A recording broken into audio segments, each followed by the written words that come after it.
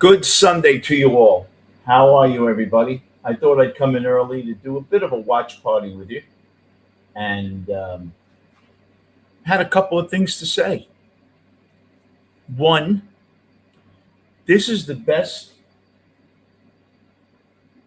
almost two innings of baseball that I've seen the Mets play pretty much all year. Throughout the day, I'm going to talk a little bit about Lindor. I will tell you something that I was told, and I totally believe Lindor and Cohen had a conversation last night. A phone conversation. I don't know what it pertained to, but they did have a phone conversation. So, to see Lindor in that first inning unload with an upper deck job, it gave you hope. It gave you hope that he's not finished. Now, do I think that Lindor is finished? No, I don't. I thought it would be hard for him to replicate his salad days with the Mets since all of the turmoil of the last year. I thought that might have gotten into his head, and then he wouldn't be able to really ever relax the way he had been relaxed. And if you take a look at Lindor, one of the things about Lindor is he always seems to be relaxed, having a good time on the baseball field. And that was something that was always very, very interesting and something that set him apart. He seemed cool. He seemed like really nothing bothered him. And he just had fun like a teenager.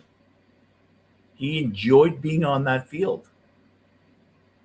And you would hope that his enthusiasm rubbed off on players. Unfortunately, sometimes it's rubbed players the wrong way. One being Soto, the most important player on the team. Now, McLean got hit with a screaming pitch up the middle. It appears he's okay. Let's see where this hit him. Off the cleat. The left, oh, it's a shin of the cleat. But he didn't seem to wince or anything. Hopefully he's okay. So the Mets look outstanding. The first 35 minutes of this game. Hey, Mason.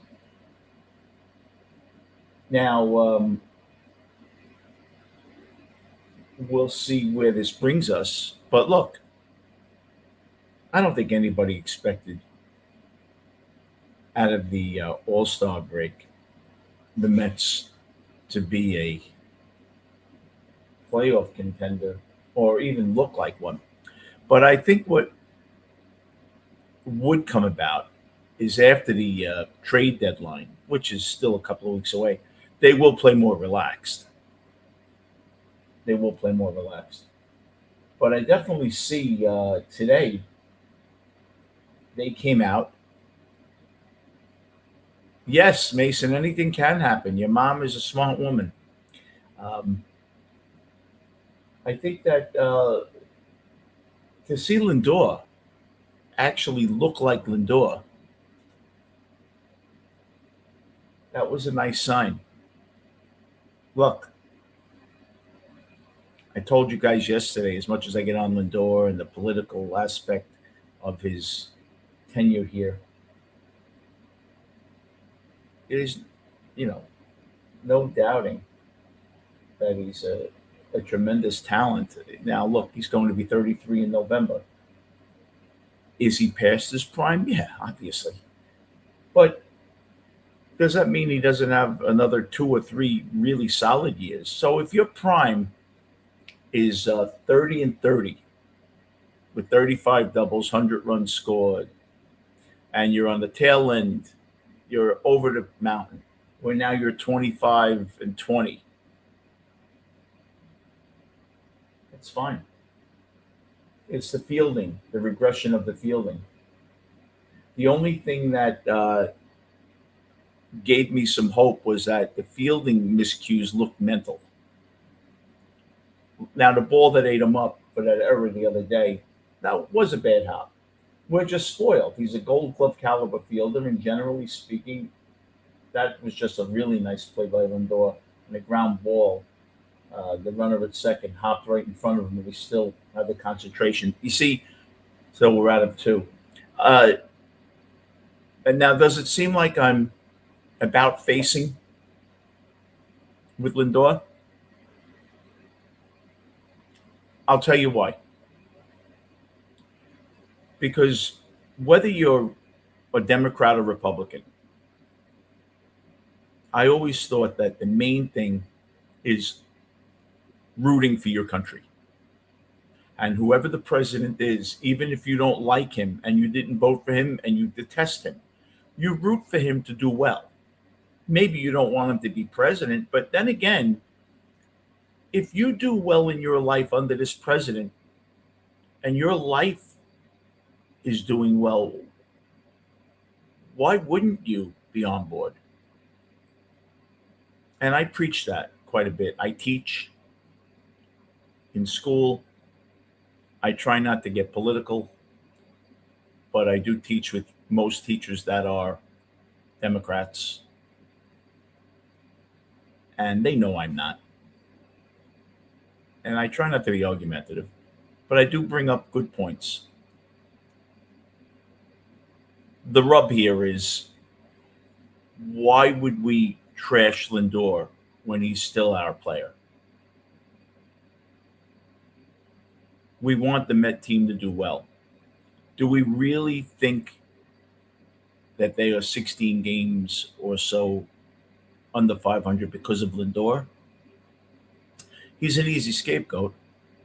Now, again, I think the Mets ultimately would be better without Lindor on the team. But that's only reading into the politics, that the politics wouldn't calm down.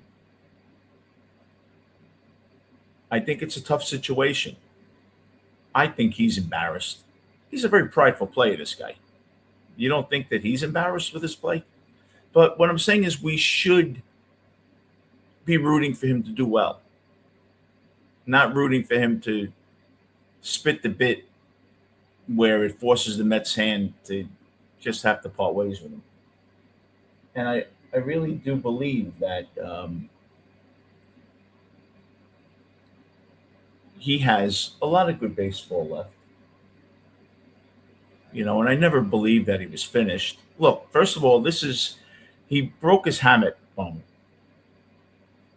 came back fairly quick from that, and then got injured again. A really tough injury for a guy that uses his legs like he does. And evidently it was serious. He missed 2 months. Soto missed 3 weeks. So obviously it was a serious pull that he had, a strain. Now, this is his spring training. This would equate to probably the beginning of March for him. And you have to remember, I think when you have problems with your legs, even though they're healed, you're still very mindful of it.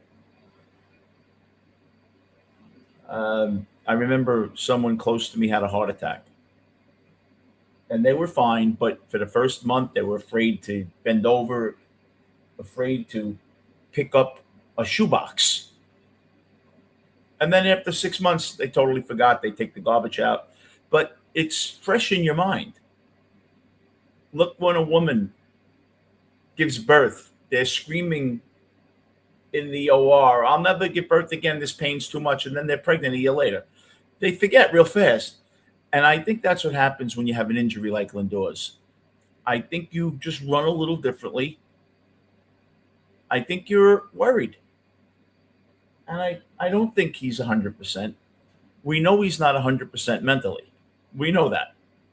You could see by the the play. Now the thing is, he was like that game one of the season. So there were obviously other things going on, and I think the captaincy, the lack of getting the captaincy, and his chilly relationships with Soto. Then he's away from the team for a couple of months, or not totally with the team. Whether you're in a dugout or not, it's not the same as being with the team. You're not playing. You're not working out with the team. You're in the trainer's room getting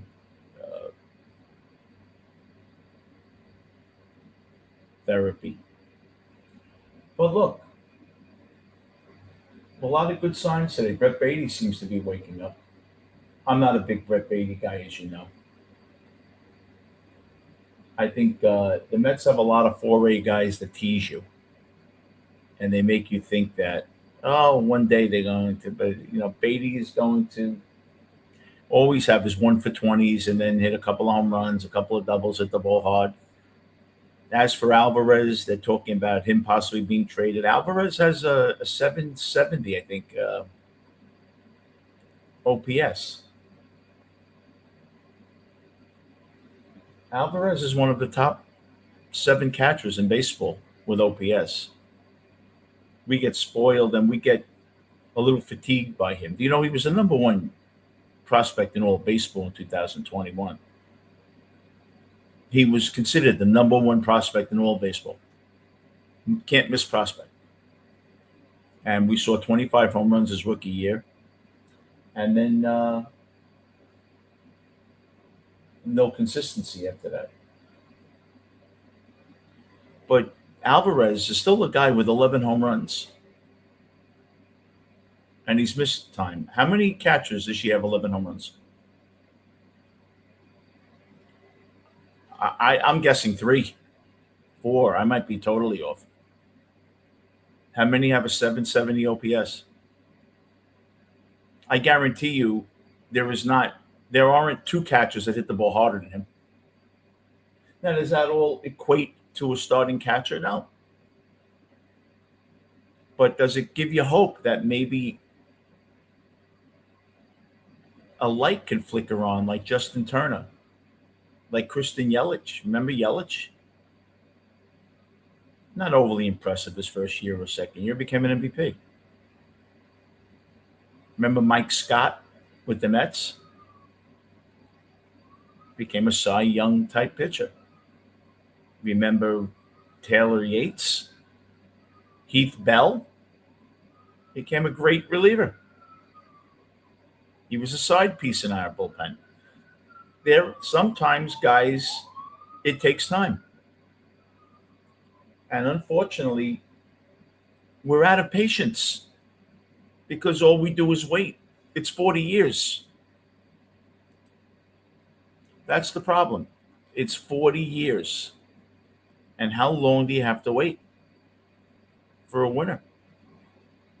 That's the problem. So, how do we do it? How do we continue to root for our team, but be cognizant of the issues that our team has and not turn a blind eye and want our team to do well without being homers? Very hard not to be a homer. It's very hard to not look at your team with rose-colored glasses. Very hard. So when we get on our players, they generally deserve it. There are 8 catchers. Not right, Mason. When I do these shows, I don't have guests. When I do a regular show, like just talking to you guys, I have guests, but not because there's nothing to talk about. I'm talking about the Mets. But I'm going to do a show later tonight, and you're welcome to come in and say hi toward the end of it. 8 major league catchers with 11 or more home runs. Out of how many catchers, starting catchers? 30?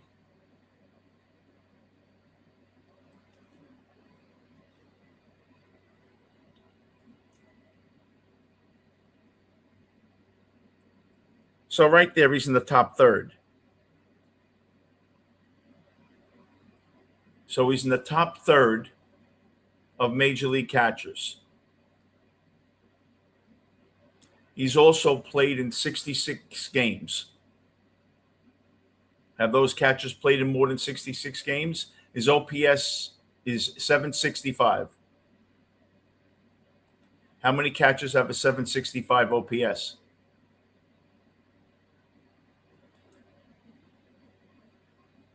Oh, that's okay, Mason. You don't have to say you're sorry. That's fine. Later tonight, I'm doing a show about the Paul McCartney music. And in fact, toward the end, you can come in and tell me what kind of music you like and everything. It'll be fun because you're younger.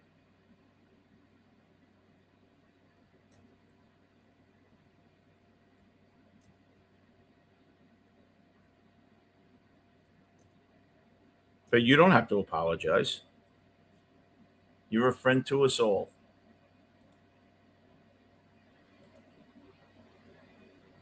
Okay, this year,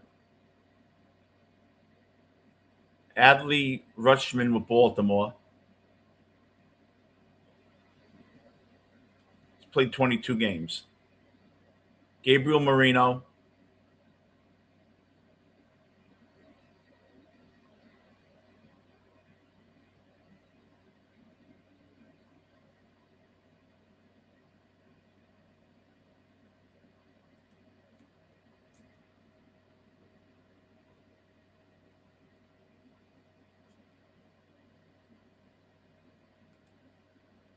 Uh,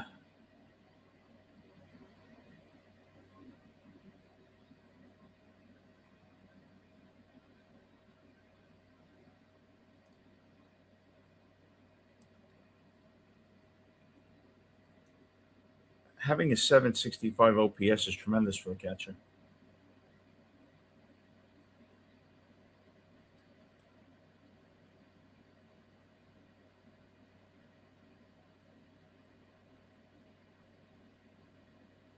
You have Hunter Goodman,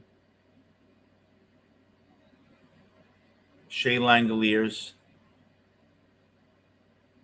Dylan Dingler,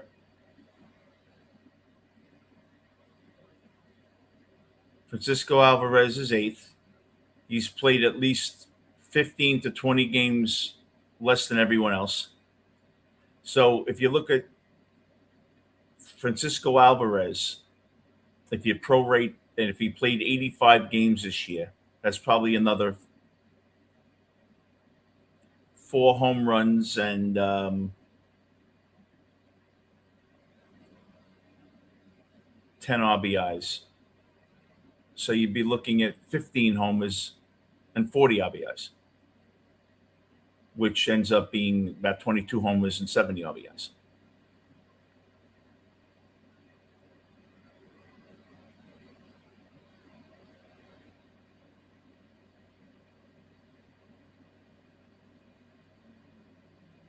So, as you see,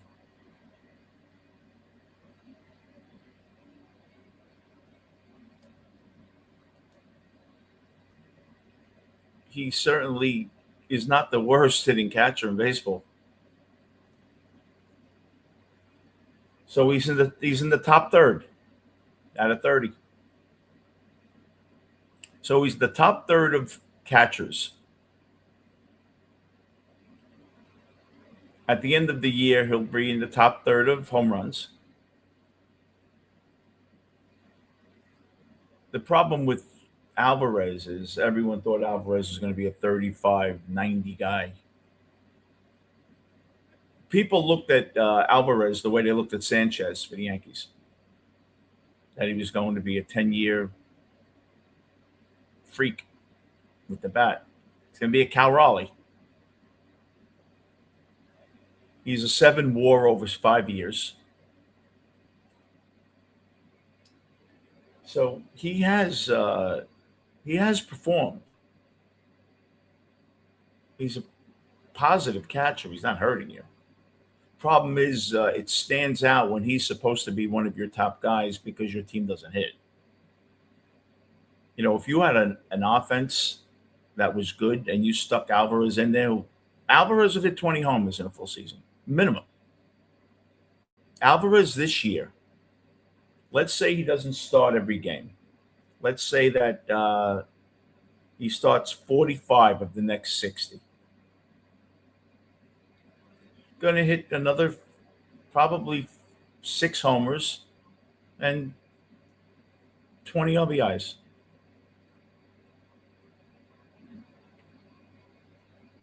That's not bad. And Alvarez really hasn't been hot. But 765, and look at the catchers that have a 765 up, they're stars. When you talk about those catchers, they're stars.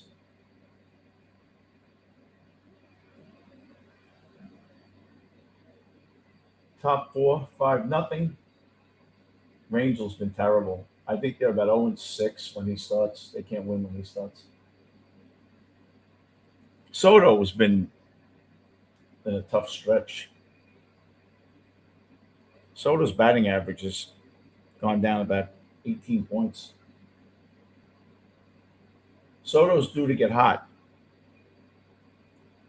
Just looking at the stats for tonight, for today's game, McLean, 3 innings, 4 strikeouts. He's walked the batter.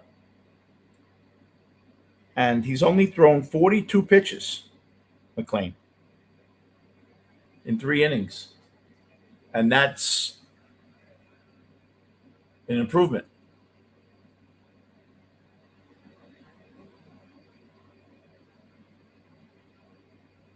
And that's Ewing's bugaboo, the off-speed outside pitch. Ewing can't hit that pitch. And speaking to Devil, Juan Soto sitting 287. He's really cooled off.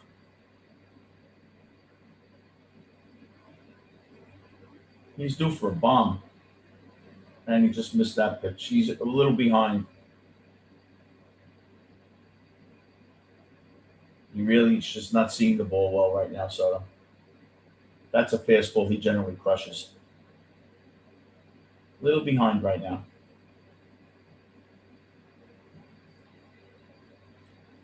But this should be a very interesting week because I think there'll be trades this week. That's a good curveball. Bo Bichette's been cool as well.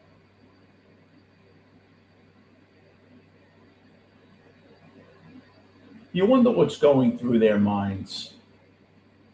Met challenge. The Mets have been terrible challenging over the last week.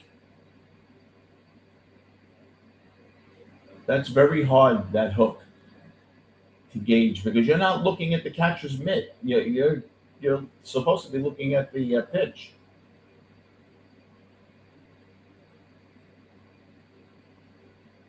But I told you guys, this game's not over. But I told you guys, hey, Jose. And that's what Bichette does best, inside out to right field. I told you guys wouldn't be surprised if the Mets won 2 or 3 here this weekend. Check it out. My pregame. I would not be surprised. Phillies offense doesn't scare me. Phillies offense, the names are much bigger than the production. Harper and Schwarber. That's it. If you hold Schwarber down, you beat this team. And Lindor, 2 for 2. When's the last time he was 2 for 2? Hit 2 balls, 95 miles an hour plus. 673 OPS. Now, the 673 OPS, that will be 740 before the end of the year. Oh, absolutely, William. Well, the Mets they have the best defensive catcher in baseball in Torrens. The problem with Torrens, I think he'd wear down. I don't think he'd be the best catcher in baseball if he had to play 120 games. And he'd hit 200. Torrens would be 7 homers and 25 RBIs, 30 RBIs. You can't get that from your catcher. He just missed that pitch. He broke his bat, I think. That's a tough. Yeah, it's tough to get that one. It looked like something funky with the bat that he let go of the bat, Lindor. I don't know what happened. If the bat broke or something. Look at the wind over there. No wonder that ball. That was some shot he hit.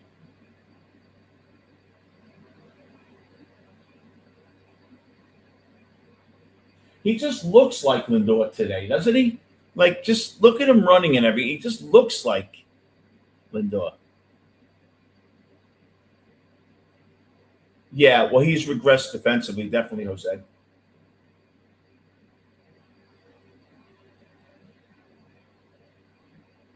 And that I don't understand. Like, if you're getting better, I can understand if you're getting older, like older to the point where there's a reason why you're regression. You can't get to the ball again anymore. But at that age, he was terrific.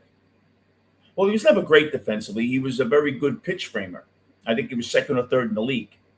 That's out the door now with ABS.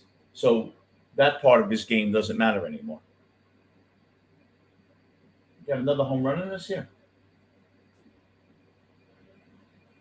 He's staying on the pitches, Lindor.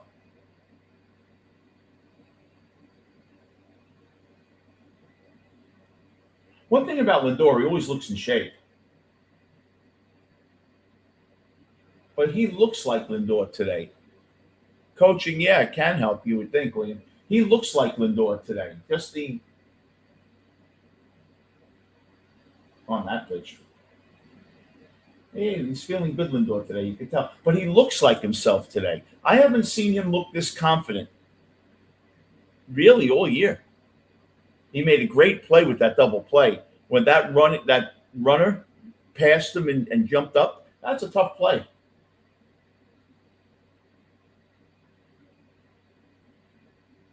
Good take. Lindor looks good today. I'll tell you something. Maybe he wants to get traded.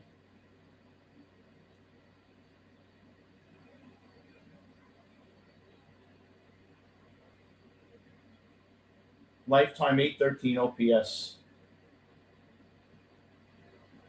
That's a star.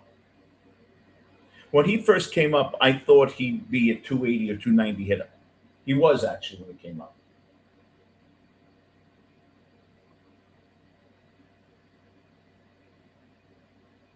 And there's Brett Beatty doing what Brett Beatty does best. Hits the ball on the ground. Yeah, you would think coaching could help, William, and you would think that there are so many expert coaches nowadays. There have to be catching gurus. You would think that they could teach him, especially that he got better at one time. So obviously he's teachable.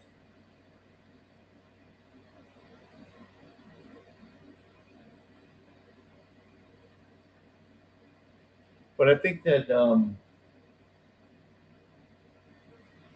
he just really has to. He's never going to be less streaky. When you're a streaky player, you're a streaky player. For some reason, you're seeing the ball well at times. William, I know for a fact he had a conversation with Cohen last night. That I know for a fact because I told you I know someone who knows Cohen. I was a stockbroker. And they were on the phone for quite a while last night. I don't know what was said. I agree, Jose. This is spring training. This is the end of spring training for Lindor. This should be now where he'd be, the first week in March. 2.5 to 3 weeks before the regular season. Figure it that way. If the season started like March 27th, he's in March 1st, March 2nd right now. But you can see the difference. Now, he seems to be on the ball a little more. These are pro athletes. They're habitual. And like you said, it's a good point. Yeah, William. No, I have a feeling that Cohen probably said you're still an important part of our team. We're not actively shopping you. And, there was a reason why we worded that way. Maybe if people call and think you're available, we can get them into another trade. Maybe Mauricio. If you don't take Lindor off the table, people will call about your shortstop. And maybe you can sell them on Mauricio or Bichette. So that could have been purposely done. Think about it. Put that little red herring out there so people would call. Oh, Lindor. No one's interested in anything you have, but oh, Lindor's available. Let's talk. You end up not trading Lindor. It's like Thanksgiving Day sale when you have the televisions that are $199. You have two of them in the store, and 100 people come to buy them. Well, if you mention Lindor possibly being available, you're going to get a lot of other teams calling you that wouldn't have called you if he wasn't. And you may be able to get them into another trade. I have a feeling that's what happened there. I don't know, but I have a feeling. And I would think that Cohen probably said, we're not actively trading you. We're not trying to.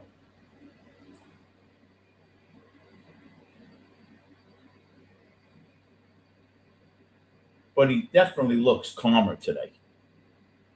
Would you agree? You just see his body language. That's the body language looks much different today on Lindor than I've seen. First of all, that play at shortstop, you don't realize how hard that play was. When the runner jumped up right in front of him on that ground ball and he was smooth as hell, Lindor. He looked great. He just looks different today, Lindor. Maybe he needed that pep talk. Some guys need a pat on the back. Maybe Cohen gave him the pat on the back. Maybe he said, Francisco, you're an important part of our team. And there are reasons why we worded things the way we did. Believe me, you're not going anywhere. He might have said that to him. Remember Ryan Thompson was there? Yeah, he had talent. Well, Mauricio should never bat righty again. They should make him just a left-hand hitter. Oh, yeah, he could hit the ball 460. He hits the ball hard, Mauricio. He just doesn't make enough contact. And he can't hit a breaking ball, an inside breaking ball he can't hit. I'm telling you, over the last 6 starts, I've seen such a maturation with McLean. He looks like a different pitcher. He really seems to have found something. I don't know if it's the pitch mix, the sequencing, what they're doing with him. Maybe he's throwing less in the bullpen, but he certainly looks different. That's a great pitch. Oh, good idea. And he's at 53 pitches. He's usually at 70, 75 right now. That's the key with him. His stuff plays strong. He has ace stuff. The problem is with ABS, probably loses a lot of calls. I think ABS has really affected Freddie Peralta. Freddie Peralta is very effective at that. I think McLean is also, but McLean is getting around it.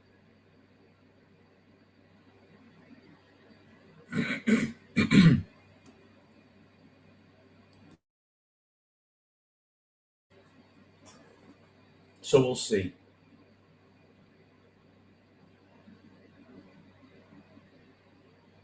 And it's a cool mustache too. This should be a breaking ball. There it is.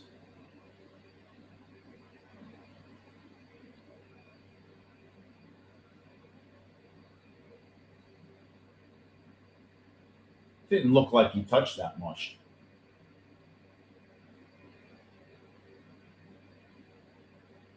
Let's see. He didn't touch that. That's a strikeout.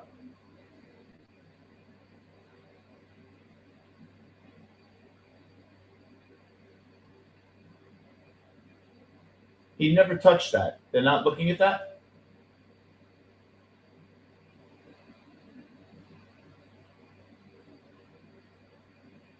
He never touched that. This is why I don't like instant replay.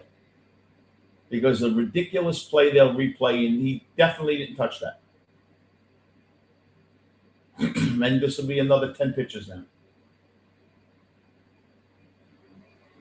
Is Francisco looking like Francisco, and they're out of the inning. Under 60 pitches. When's the last time McLean threw under 60 pitches? And that was a strikeout that he got screwed out on. McLean got into a bad habit of not challenging hitters with great stuff. Well, because he was continually missing the strike zone, falling behind everybody, Jose. He has a good enough fastball where he can challenge you.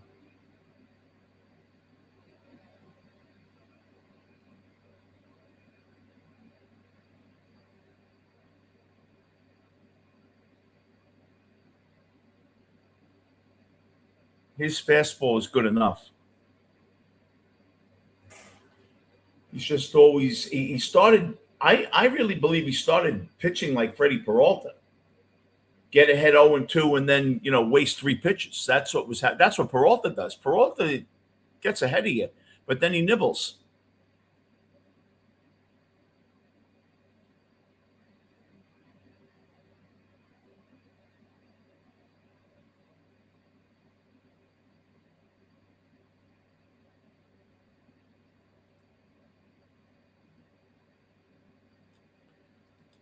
Kodai Senga is going to be traded. I think Kodai Senga is going to go to the Dodgers.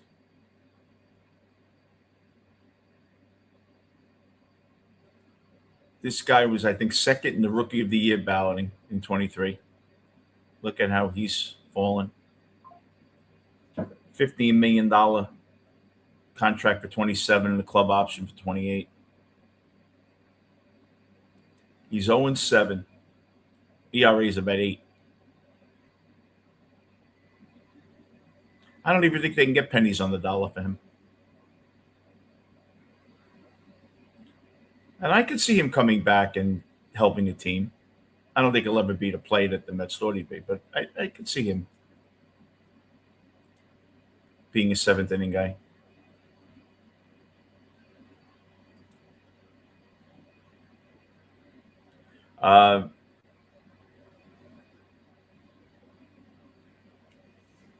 The Aaron Savali, the Cubs acquired him from the A's.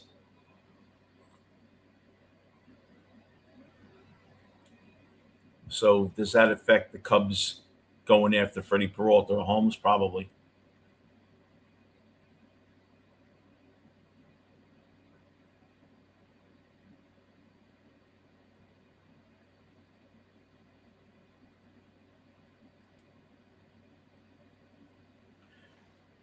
I think the Dodgers he'll go to.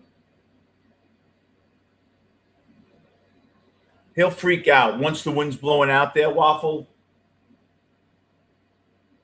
The first time he gives up a 450-foot home run, you lost him for 2 games. No, the Dodgers will, because the Dodgers don't need him to be able to straighten him out. He'll give you a single A pitcher that's 17 years of age. Yeah, William.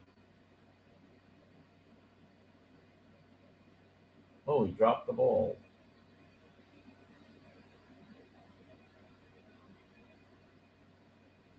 This right field is terrible for the Phillies. Who the hell is he? He's terrible.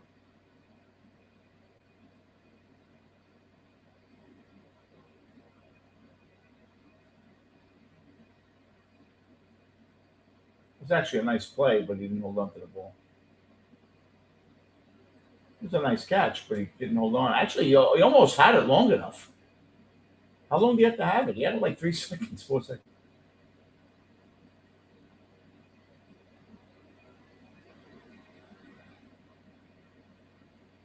Marcus Simeon. Tyrone Taylor. I could see Taylor going to the Phillies. Phillies would love Tyrone Taylor.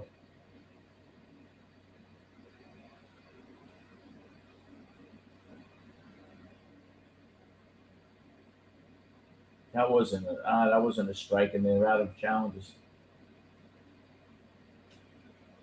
Marcus Simeon's a guy that I wish we could send somewhere. No one's going to take him. Got to remember, most of these Mets, everyone knows you're clearing house, so they're not going to give you anything. They know you're dumping everybody. I never thought I was wrong about Simeon. I thought he'd have close to 20 homers this year.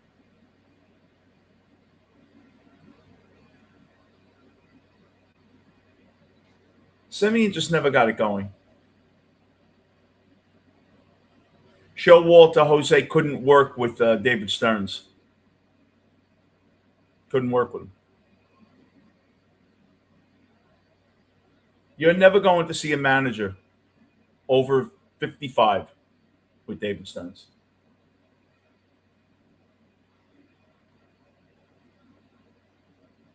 It'll have to be. They're very religious, Chick-fil-A. Yeah, they're religious. They're closed on Sundays. Great place, Chick-fil-A. Yeah, Cohen is so. Yeah, Cohen could release everybody. He's got the money.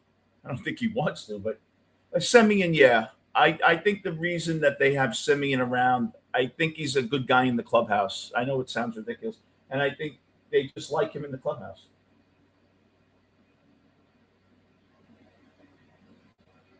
Beatty's turning back into Brett Beatty. Brett Beatty has some of the worst at bats I've ever seen because he just never guesses right. He never knows what's coming. That's why he looks so foolish. And they picked him off.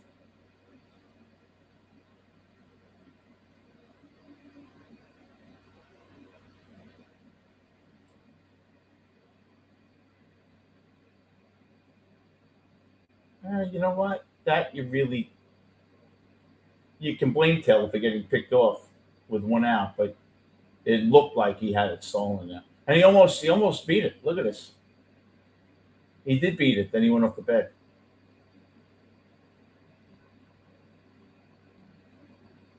Yeah, he beat it. He couldn't hold the bag.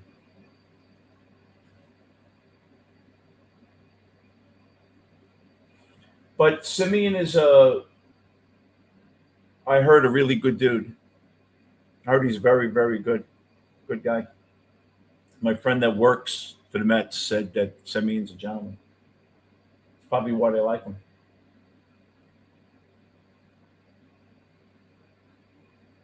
I think the Mets are at a point now that they want to keep some guys in the clubhouse that are positive influences on the young players. That's what I think. I think Simeon is a real positive influence.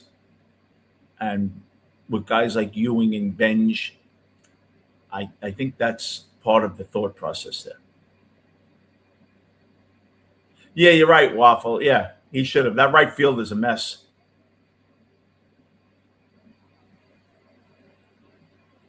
But, this is a team that is definitely going through a transition. Really are.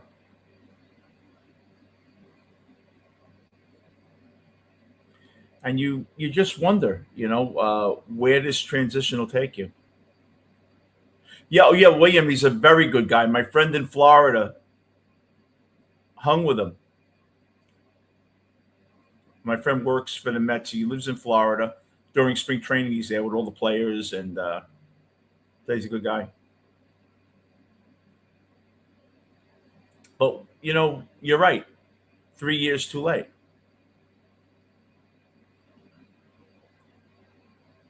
I noticed Polanco is not playing.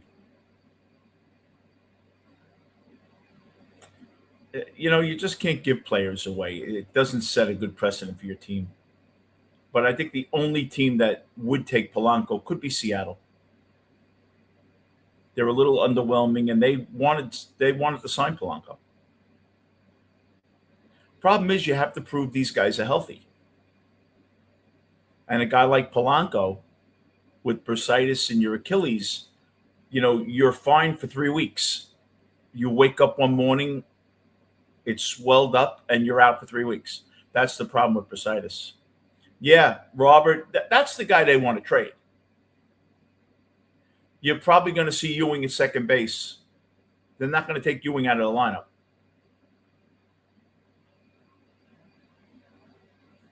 Yeah, Ewing's hands aren't good. That's why he never made it. They tried to make him a second baseman.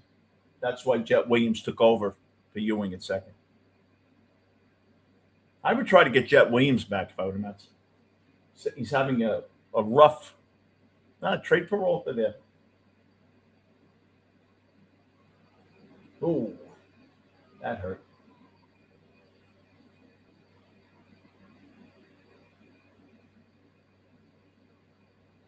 That has to hurt. But yeah, Robert will be playing. He hit a home run.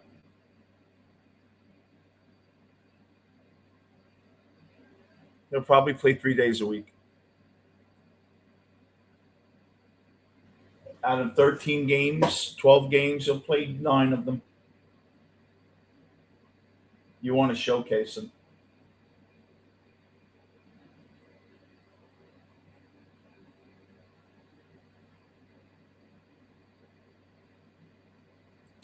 No. Benj will be in right field. Ewing will play second base a little.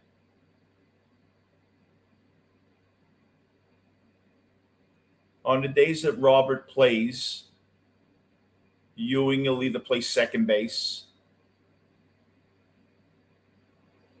They'll DH Robert a game.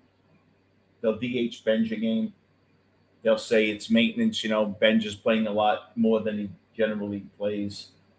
Give him a rest. Polanco. You have to remember, in the next 2 weeks, William, the reason why, right, they're going to showcase everybody. That's why everybody's going to play, because they want to trade. You have to let them see everybody.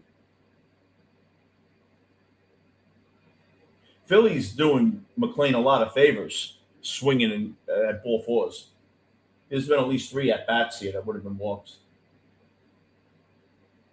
That's a guy I would have liked to gotten. Boom. We'll give you Weaver and someone else. We want Bohm. I try to straighten him out.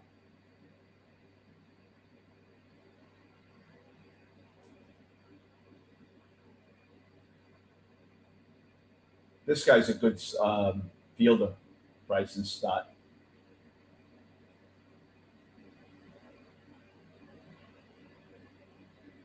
McLean's throwing hard today. It's because the pitch count's not up. It's amazing when you're not throwing 22 pitches an inning, how you have energy left. 5 innings, he's at 66 pitches. That's unbelievable. You know who used to throw complete games with like 88 pitches? Johan Santana was a guy that used to throw 90 pitches complete game.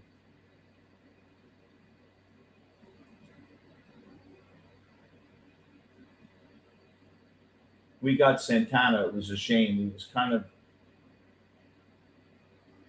another brilliant inning so far. 68 pitches.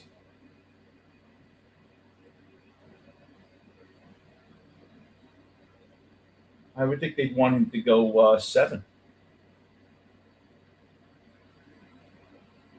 William McLean has really turned the corner in the last 6 starts. If you notice, he's letting it go, and he's getting ahead with fastballs. His fastball's good enough to get. He used to dick around with the curveball. No one swung at it because it was a foot out of the strike zone. Now he's getting ahead, and there's no reason not to go after Realmuto. Realmuto's not the Realmuto of 5 years ago. I really doubt Realmuto's going to turn your 97-mile-an-hour fastball around.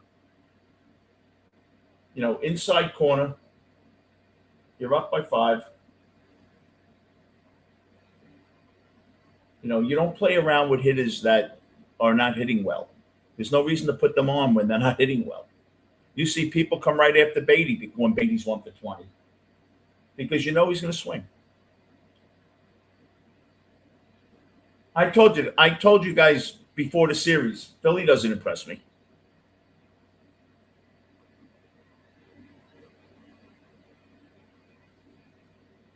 Philly's lineup isn't that good. Atlanta doesn't impress me either.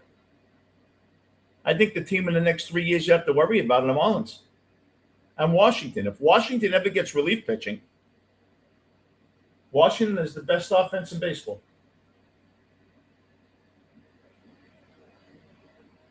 What a pitch. I was also told by my friend that Atlanta was talking to Washington about Abrams.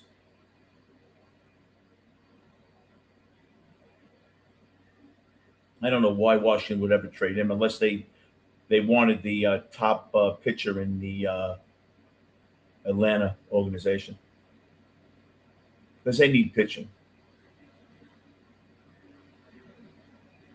Yeah, McLean's been great. 70 pitches. He should be able to go 8. Well, no, 7. He'll go 7. Because the third time through the order, he's going to try to mix it up a little and probably throw a few more pitches the next 2 innings.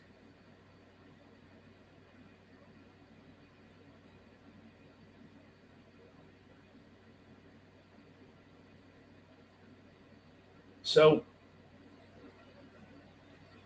a lackluster Sunday. Philly can't be happy. And I remember before they went in Thursday, I told you guys I thought the Mets would play with pride this weekend. They got mortally embarrassed. And I thought they'd show up. And they did. They've shown up this weekend. Hey, BJ. How are you? Happy Sunday to you.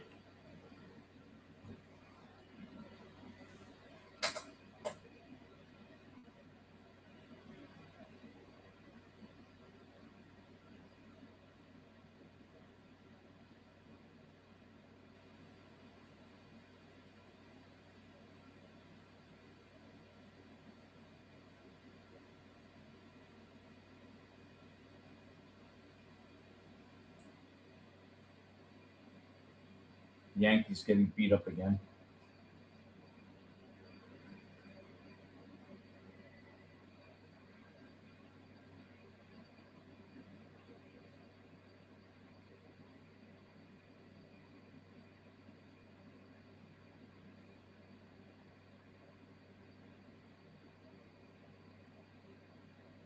Look at the kid with the wiffle ball bat. Other way, base hit. If you notice the Met approach, the Mets are going to right field on the first pitch. They're taking the fastball going the other way with it.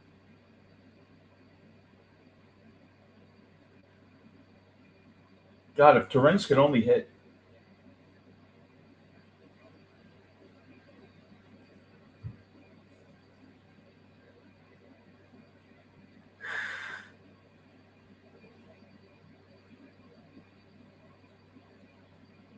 A.J. Ewing.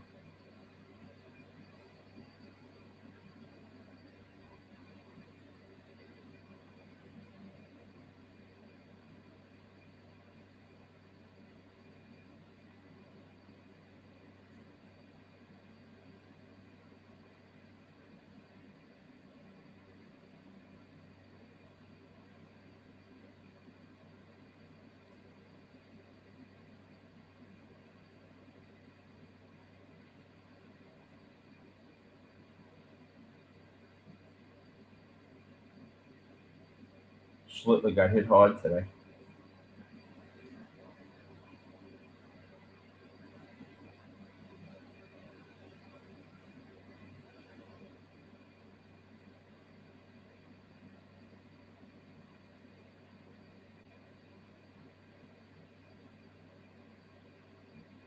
Ron Hunt passed away, right? Yesterday or the day before.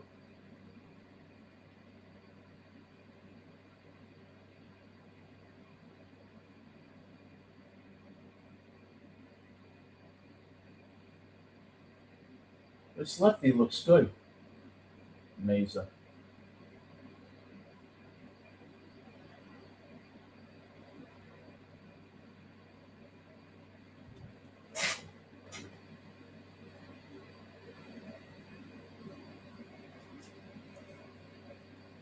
Yeah, BJ. Yeah, absolutely. I'm glad you're doing well, man. Yeah, Dodgers are good. They haven't even played well this year. They're going to win 100 games.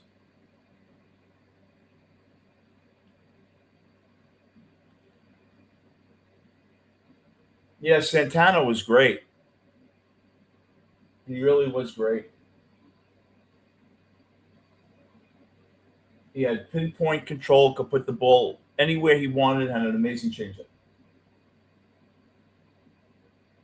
That's a hit. See, those are the hits Ewing. That's why Ewing's going to hit 280 because he has great speed, and anytime he hits a mistake, a cue ball, it's a base hit. That he just got jammed. He wasn't trying to go there, but you're not going to throw him out. Now Juan Soto's up. What a time for Soto to get back in the swing of things with a 3-run bomb.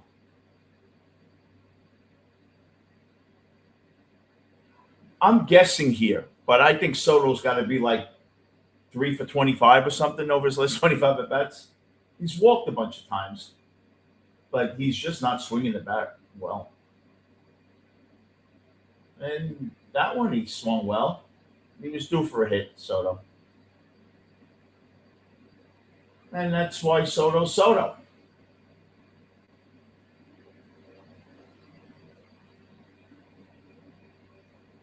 Took that ball and laced it where he always laces it, right center.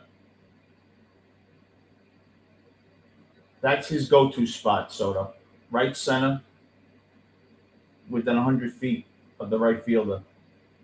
Brett Beatty, that's his spot too.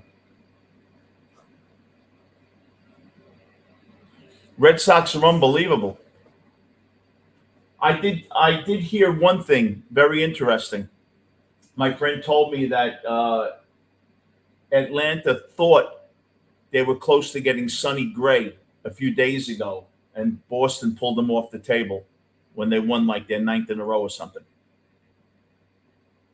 They almost had a trade set, Sonny Gray to Atlanta. I don't know who the participants were, and then Red Sox pulled them off.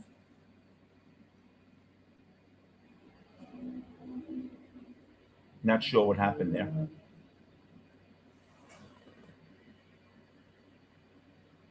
Yeah, how do you sell if you're the Red Sox? That's very tricky because you could be a playoff team that you know you're not going to win the World Series. You know, if Washington made the play, you think they think with their bullpen they're going to make the series. So do you give up a chance to really better your organization and your lineup? That's the problem. Depending what you can get. If you could swap Sonny Gray for a 22-year-old pitcher that's a top guy in your organization, yeah, you do. Sonny Gray's swing and miss stuff isn't there anymore. He pitches to contact, Sonny Gray.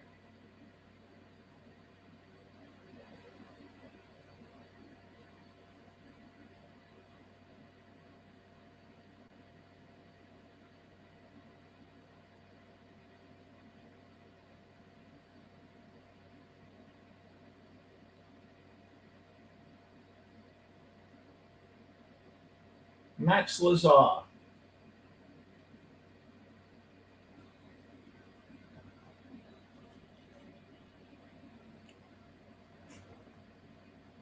Yeah, Detroit's been great. But I still think they're going to trade Scooble. You can't not trade Scooble if you're Detroit. I don't care if you're going to make it or not.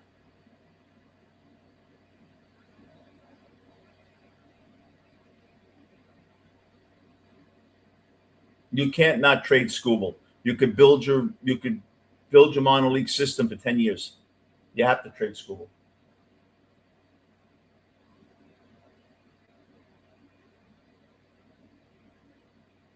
For Scooble, you're going to get an organization's top prospect, probably their second or third, a player off the roster that's young. You have to.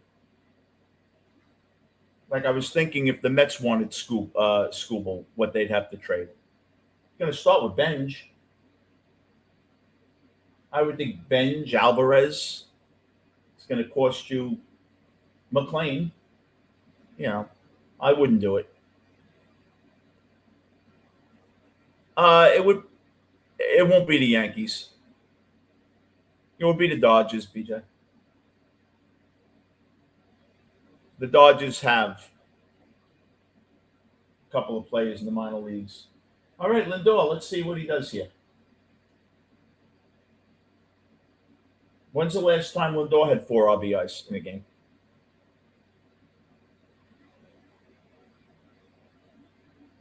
Six nothing Mets, top six.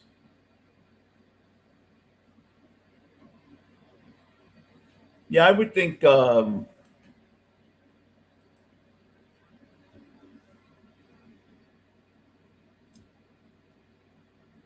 just getting to an email here.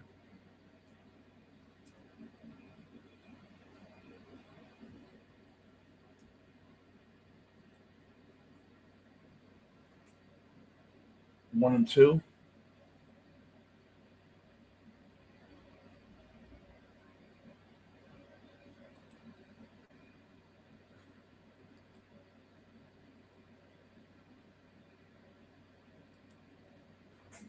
You got to remember the asking price for Scooble is going to be ridiculous. Absolutely ridiculous. Um, he's going to be moved. They have to. He has a 3 ERA. He's 5-5. He hasn't been Scooble this year, but he's coming off an injury. He's previous 3 years, two Cy Youngs, ERA is under 3. Oh, tough pitch. Going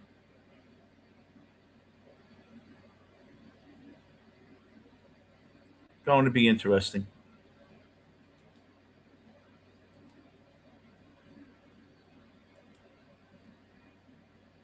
I would think the Dodgers would be the team.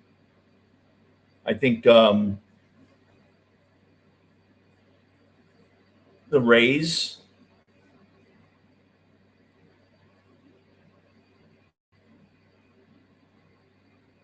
I was told that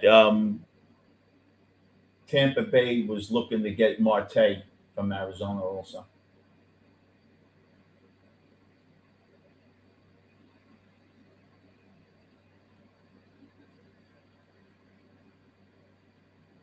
Um, I think they need pitching. The Rays. Shane McClanahan. He's at almost 100 innings after not pitching, so he's going to be on a pitch uh, count. Yeah, Max and Schultens are on the IL. They have no pitching.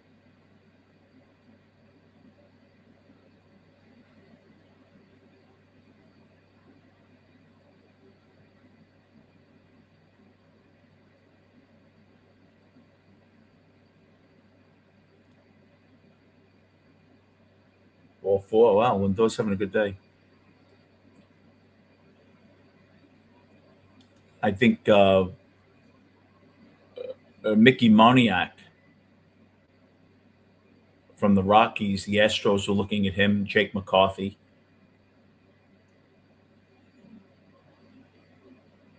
I could see the Astros being in on Sonny Gray. But I think he's going to go to Atlanta. But Tarek Skubal, I definitely could see it. Um, I could see it.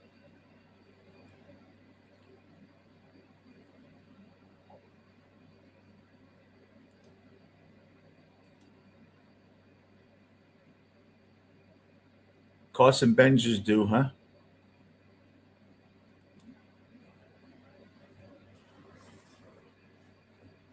You're right, BJ. Yankees don't need a starter. Freed will be back. I can see Atlanta going for him. Oh, the Mets finally got a challenge right.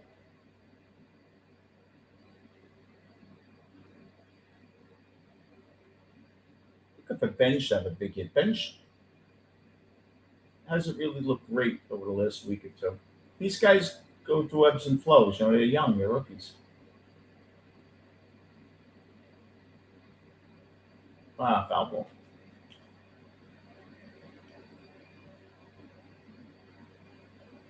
If Stearns wanted to get his name off the headlines, they could swing a deal for Skubal. They don't have to do that, though. They could sign Skubal in the offseason. Teams are going to be afraid to sign Skubal because you don't know what's going to be.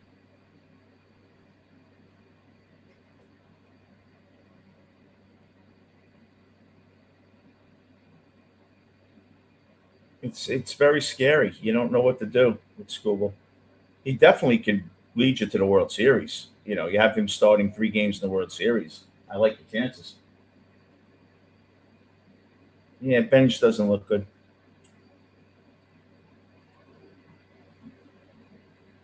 This will be the excuse with Robert to rest Benj a little, saying that he's tired, he hasn't been good. I think you're right. I think Benj will get a rest. Yeah, the Astros were good for a long time.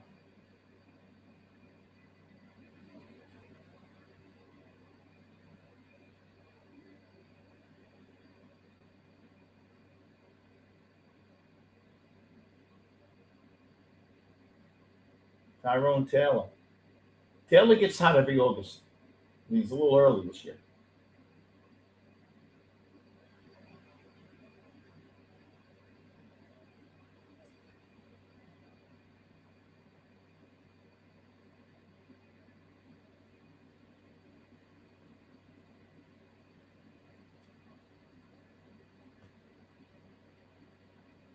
2-1.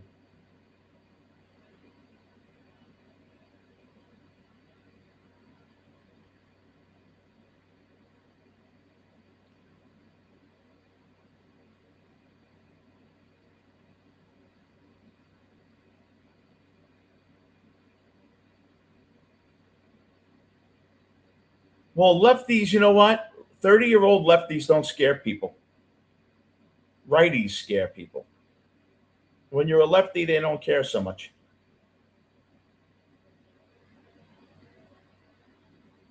Nah.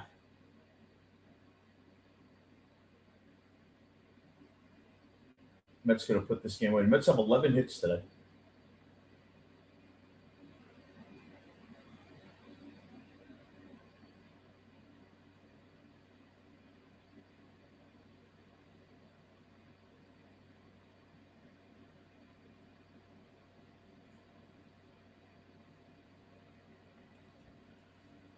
So, yeah, we're going to be a little nicer to Francisco Lindor because, like the president, you want your team to do well. If Lindor is doing well, the Mets are probably doing better. So why would we be going against them? I also see with his, I don't know, I wonder how much is his fault, really. I have a feeling it's not totally his fault. You can't, you can't, you have to stick up for your wife. And I think she caused a lot of this. And he seems more relaxed today. Maybe he did have a talk, a heart to heart, because I was told he spoke to Cohen last night for a fair amount of time on the phone. I don't know how long, but it was a pretty good conversation. So we'll see what happened there. But he certainly looks like a different man today, Lindor. And maybe he just needed a pat on the back that we still care about you. You're still the guy. And I want you and Juan to bring us a World Series. It goes a long way when you talk like that to someone who's, just needs that extra measure of support. Who knows? Bottom line is it's important. If he's going to be on this team, and I certainly don't think he's finished. Absolutely not. Now, do I think that he's going to be second again in the MVP voting ever? No, I don't. I think Soto will win an MVP when they're sick of giving it to Ohtani. But but I think there's no reason projecting next year if you played next year. No reason that Lindor can't be 23 homers, 75 RBIs, 255, 30 doubles, 2 triples, 90 runs scored, above average defense. That's a $30 million player today in baseball. McLean is certainly humming now.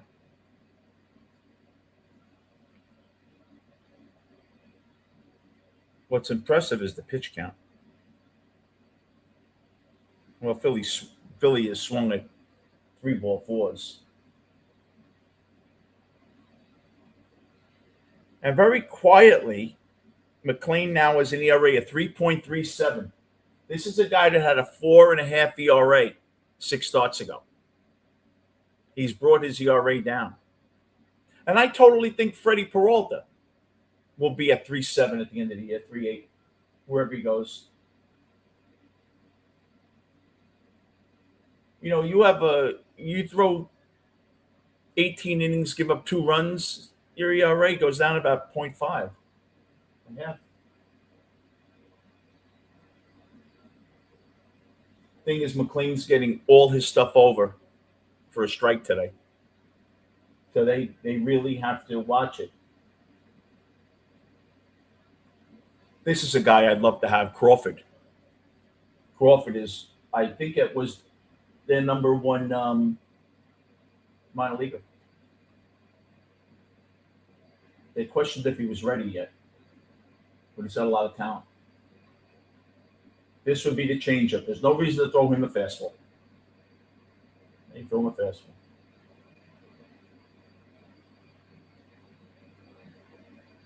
$80 pitches. McLean could go 7. This should be a curveball. There it is. 8 strikeouts from McLean. This is the McLean that we expected. You see the difference when you throw the ball over the plate and you have command of that curveball? That's some pitch. That break was about 22 inches.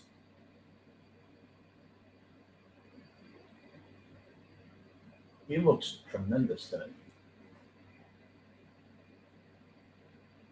There's a fair ball down the line.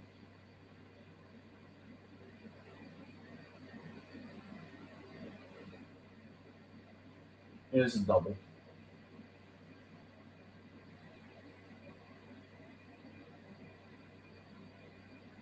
Is that Trey Turner? Trey Turner's had a very uneven career. Trey Turner had all the talent in the world to be a Hall of Famer. Won the batting title, 280 hitter. Just always hurt.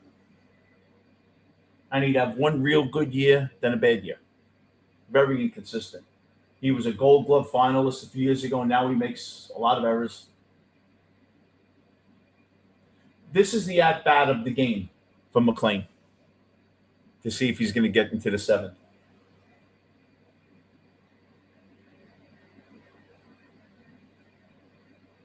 I'd go right after Schwarber. I know that he hits home runs off the Mets continually. But you know what? You have to go out there as a pitcher thinking that your stuff is better than his. Sometimes they beat you, sometimes they don't.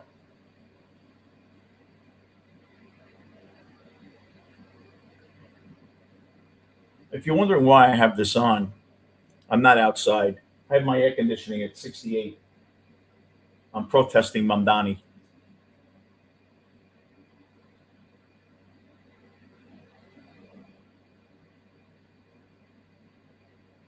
Okay, 0-2, 85 pitches. This is interesting here because if he doesn't get Schwarber out, he probably doesn't go 7. If he can 87 pitches, they'll let him go for the 7th to 101, 102, and then pull him.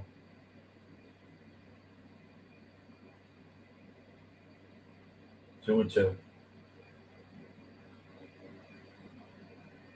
I'd really like McLean to go 7, just to mature, to push your arm and push your body to be able to go 7. That's such an important thing.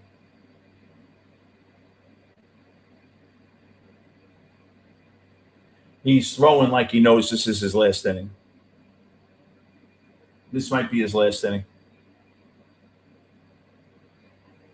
His career, 11-7, 3.07 ERA, 27 starts. Wow.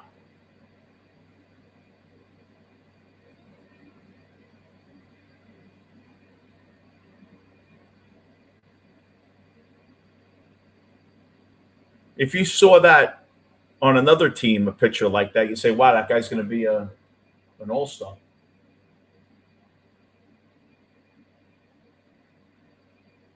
Yeah. He didn't want to give up a 2-run homer there. He's only going to go 6. But look, you do pitch carefully, I guess, that the guy that hits 60 homers a year.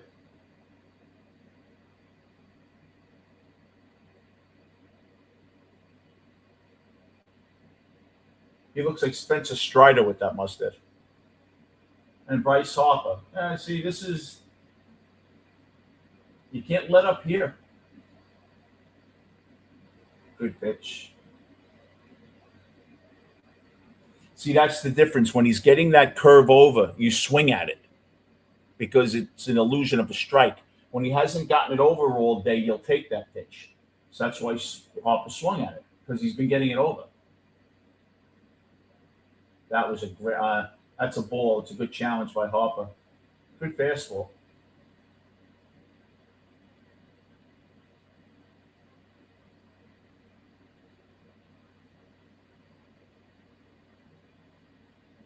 If I'm Green, I tell Alvarez he can't challenge anymore.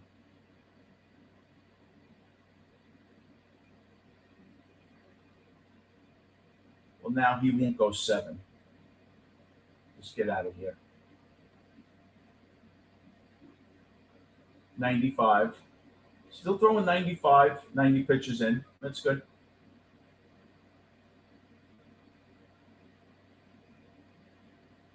I'd be so tempted to bring him out in the 7th if he gets out of this. Just let him go 10 pitches. You never know. Get him used to it. Build his arm strength up. He's trying to strike out these guys. He's throwing this high fastball, trying to blow it by them.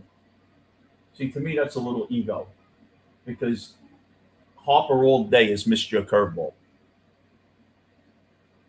You know this is your last inning anyway. If you miss with a fastball, he's going to put it in the seats. I was just throwing a curveball out of the strike zone.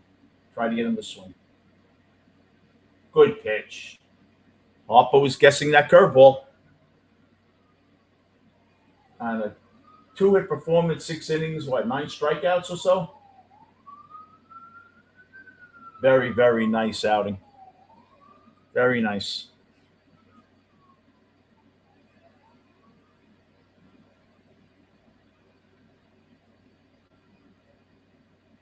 Giving you exactly what you needed today. As Bob Murphy would say, getaway day. Let's see if I can give you a Bob Murphy in between innings here.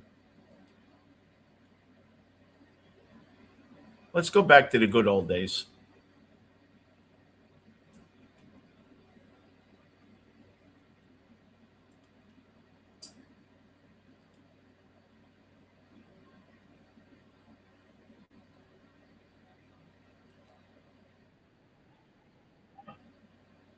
Let's give you some Good old days here. How's that?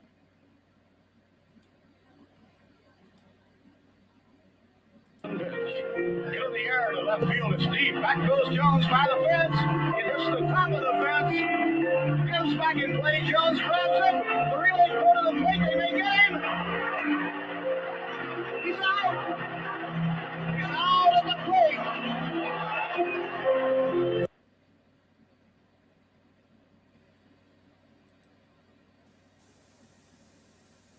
Career, or the clubs did, and then get to the fourth, and I hope this goes faster than the other three.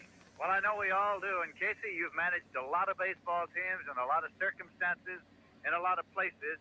Would you say that this is the toughest managerial assignment you've ever undertaken? Yes, it'll be the toughest managerial assignment I ever had, and it'll also be where you have to do it in a hurry. What the clown Wealthy Casey ownership, and with wealthy ownership, if money can do it, they'll put it out. Now, if you have to have Mr. Weiss to try and build it, he's had 30 years of experience, so I have an accomplished, might say, president. And Top 7. Marcus Semien struck out 3 times, so he won't be playing tomorrow. I wouldn't be surprised if Ewing played second base tomorrow and Robert played center field. Oh, I love Gary Thorne. Tim McCarver was good in the 86 season. Fran Healy, remember Healy? Healy was good.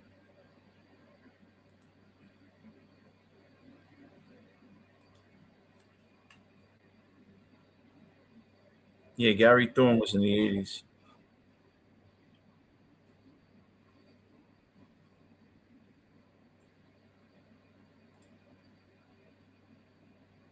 Is Semien going to go 0 for 4 with 4 strikeouts?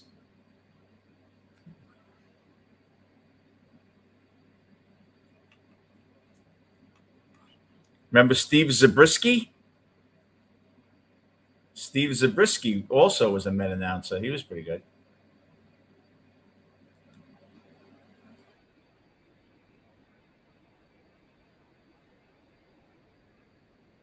Sure not to put that whammy on.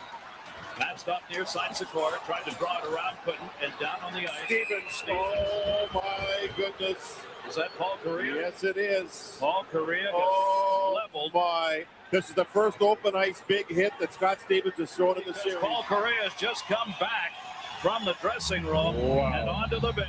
Into the zone, Secor kicked it out, got it back near side Correa. Correa, the fans want one. Off the floor! On the board! Paul Correa! I have goosebumps. Broke it up. Up to Robitaille. Robitaille with Gretzky trailing. Gretzky looking. Gary Curry. McSorley to Gretzky. Scores! He did it! He did it! Gary Thorne was great. Great hockey announcer. One out. Brett Beatty. Brett Beatty. I can imagine Bob Murphy. All right, Brett Beatty. Let's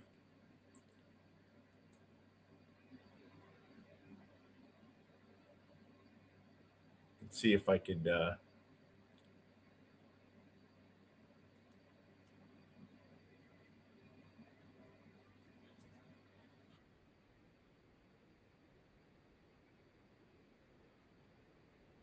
He was great, huh?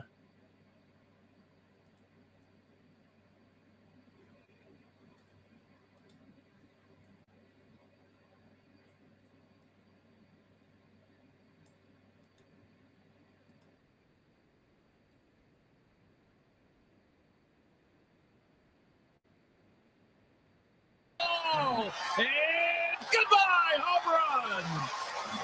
His second of the ball game. This one good for 2 RBIs. 8 on the year. And Trumbo's done it again. Freeze. In the air to center. Has he done it? Way back. Hello, game 7. Goodbye, home run. An unbelievable win for the St. Louis Cardinals. 2-1 delivery. Robin Ventura, the Mets win 4-3. There will be a game 6.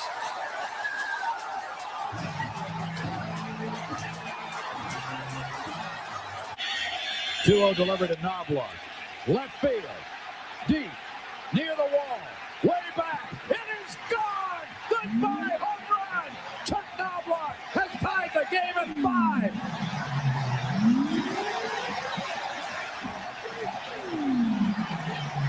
Three-two, 2 down, bases loaded. Martinez, deep to right field. It's a great postseason.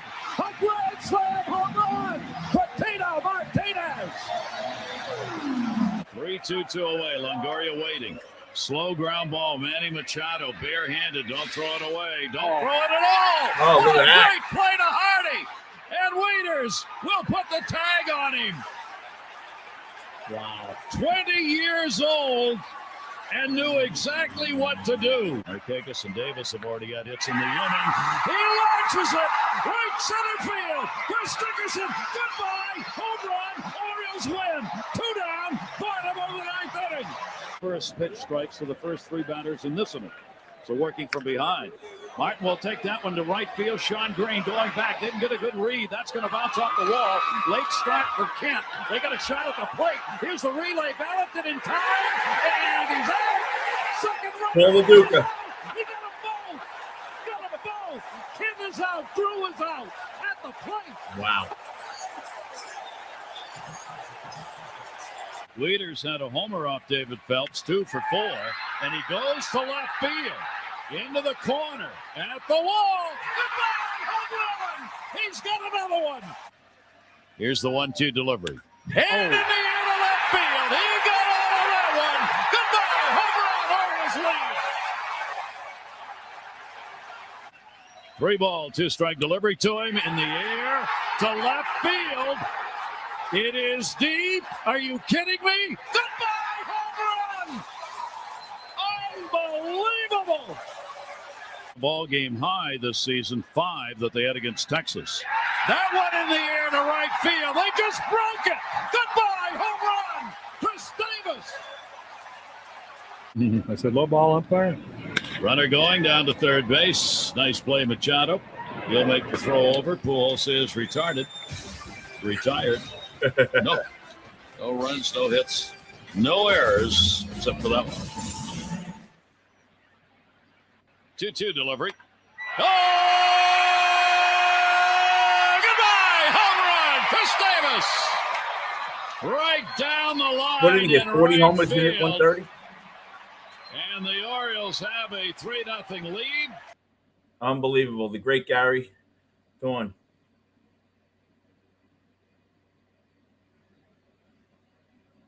I will be back in a few minutes. I'm going to make myself a cup of coffee. I hope you don't mind. And I will see you. Well, give me 5 minutes. I'm even going to change my screensaver so it looks professional. Check this out. Ready? Voila.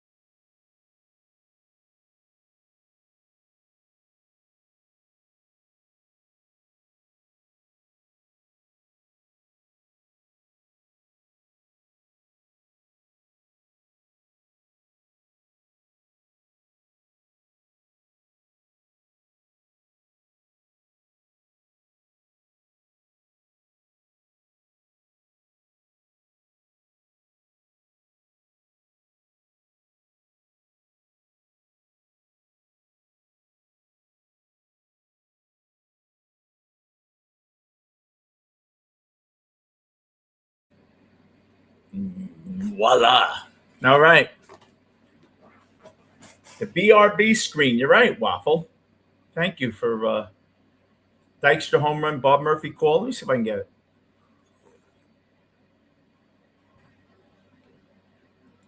Let's see.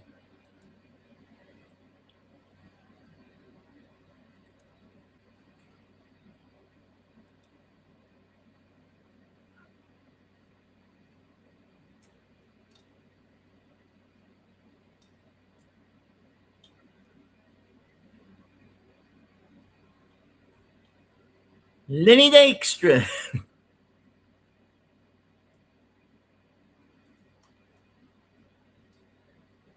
I used to go, Lenny Dykstra.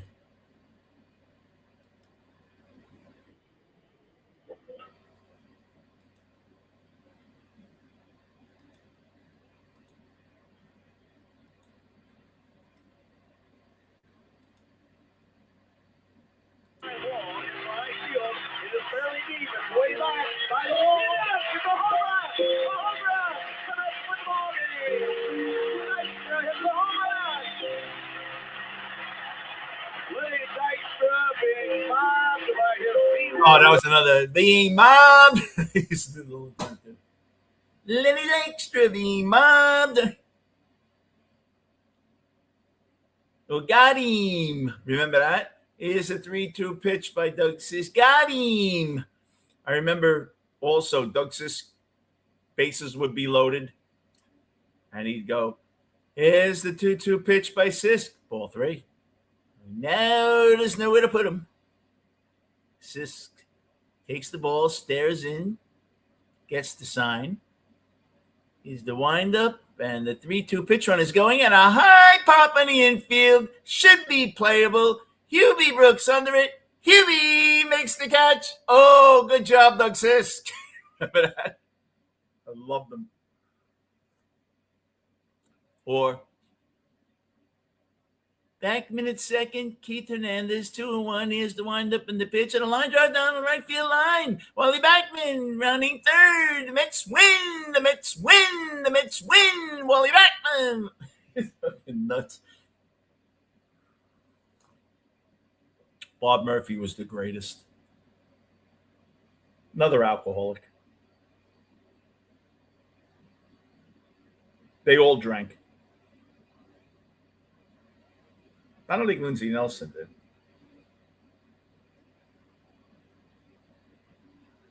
Remember, Lindsey used to do the Notre Dame games. That jacket, those jackets he had, incredible. Hubie. Oh, to play the Hubie. He loved Hubie Brooks. Good championship game, no score, extra time. Spain and Argentina.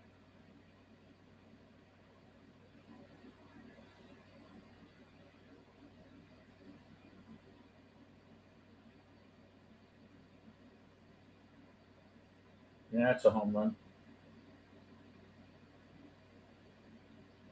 With one out, they break the shutout. Well, Minter. That hurts his trade value.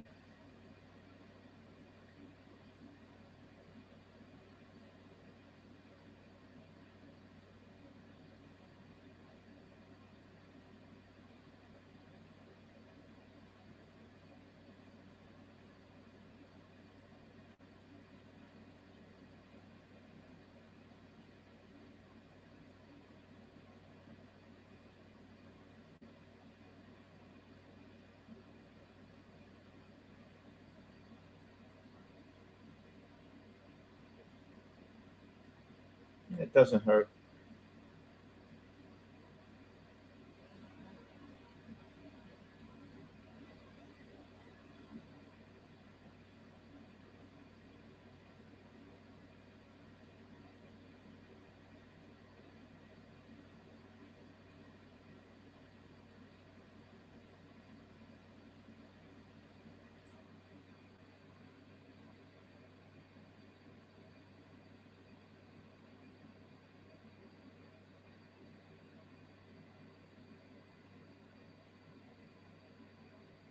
Bottom 7. A long day here at the ballpark here. Oh, the baby.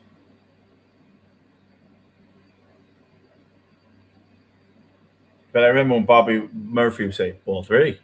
No, there's nowhere to put him. He talked to you about the clouds. Talked to you about everything but baseball.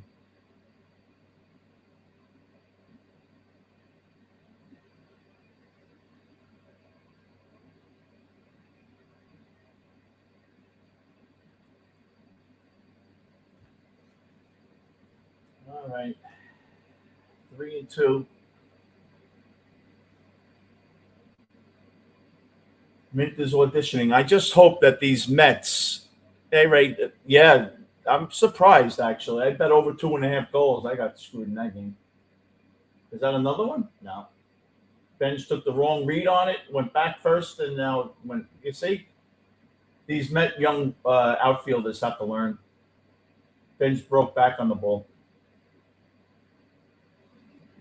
That's just rookie plays. Bench doesn't get a good read on the ball.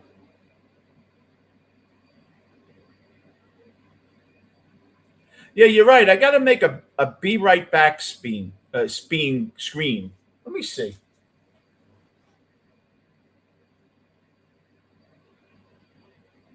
Just because you asked, I'm going to do it. And I'm going to show you how quickly I can do it.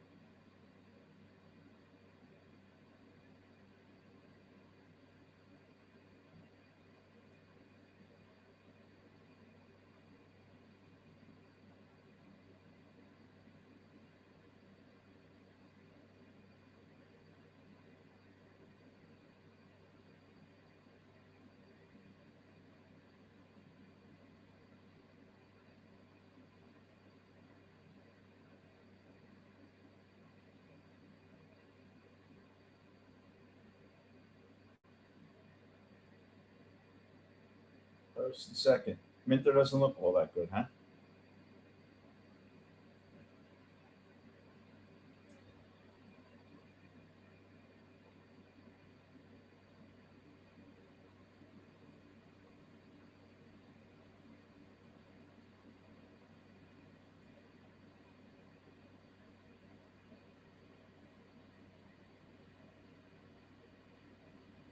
Imagine if this game got away.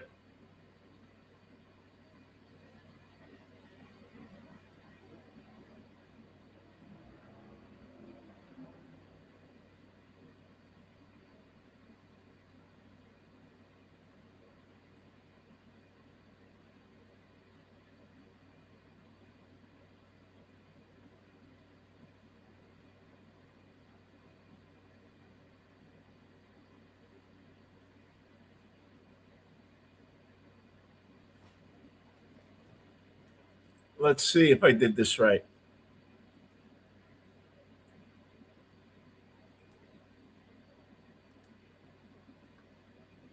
Minter better get out of this.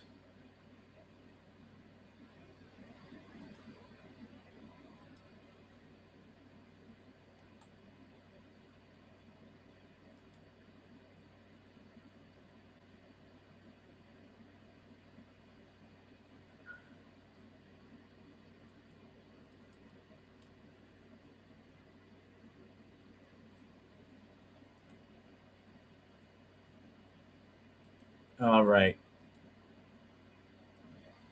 My boy Waffle suggested this. So we are going to make him happy.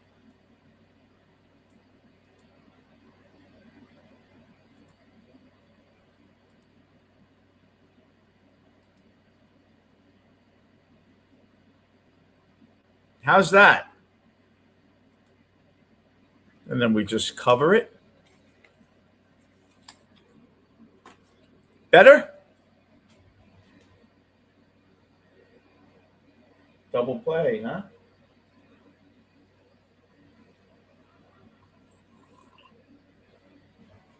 How's that? You like that one?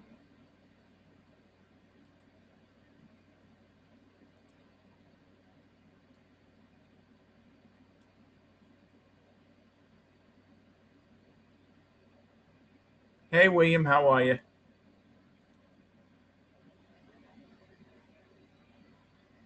How you be? No, I know, Ray. I don't want to see him either.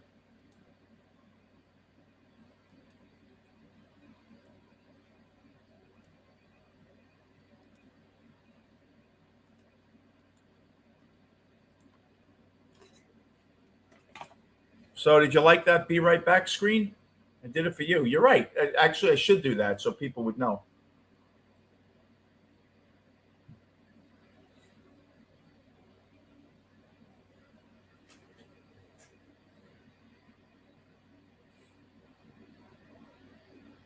No, I don't think you'll see Minter next inning.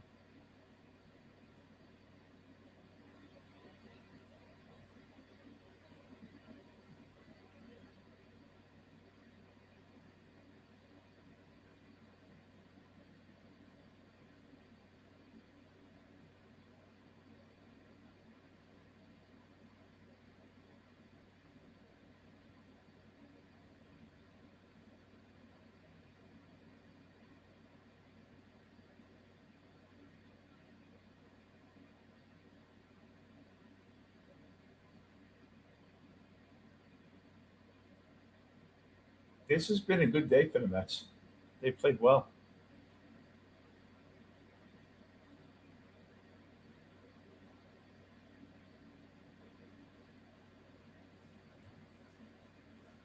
William, you travel more than Trump. You're always on the road. You're like the Beatles. Williams World Tour. Every time I see you, you're somewhere. Phillies defense. Sosa to the left, March to the right.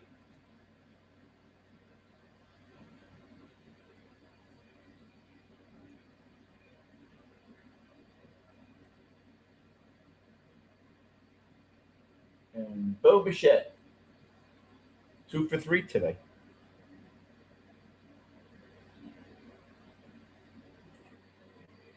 Bichette batting 254. Can't get that average past 260. Once he gets 260, he'll be 275 before you know it. Hey, Brooklyn.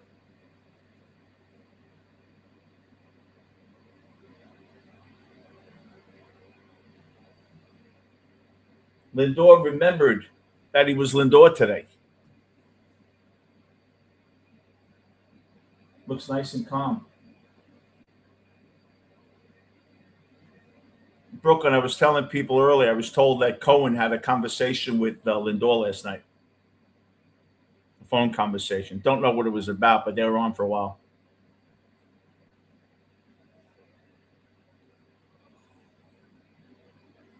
Evidently, Cohen went to Broadway last night.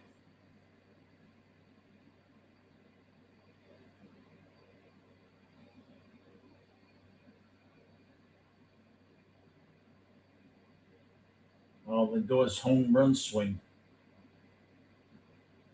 He's smiling again. Look at that. Francisco's smiling again. It's good to see. And I've been a big, no, Broadway show. Good to see him smile again. If we want to at least win the rest of this year, we need him. And he hit that shot.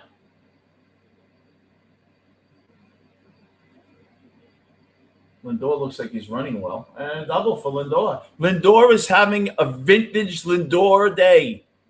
2 doubles, a home run. Been on base 4 times. Hit that ball well. I thought that was out.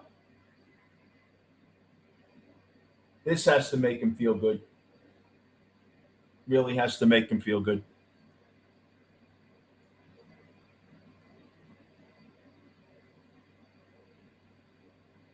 Carson Benj, he's done nothing of late. Benj is due to get hot.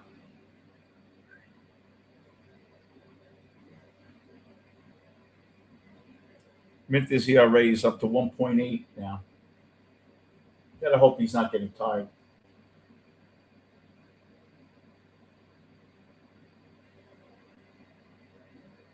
See, Benj looks tired, right? He hasn't really been good the last week, week and a half, and then he'll go like 4 for 5 with 3 RBIs tomorrow night. He always seems to work his way out of a slump. That's why his average stays between 250 and 260.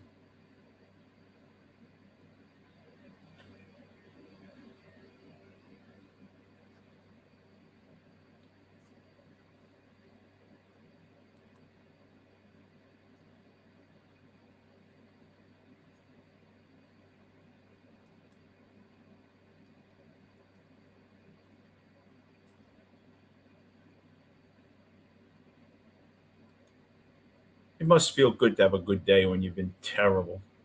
Everyone's talking about you, and everyone wants you gone. And this is a guy that finished second in the MVP not even 2 years ago.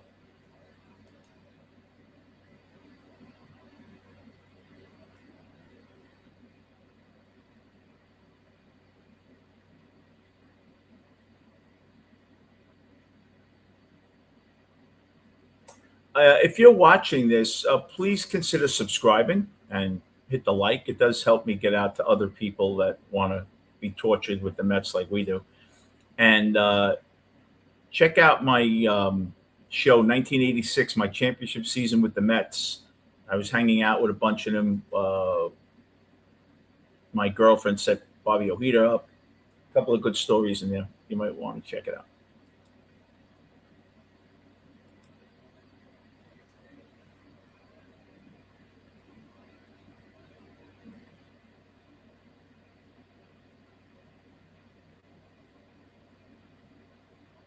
All 3-0.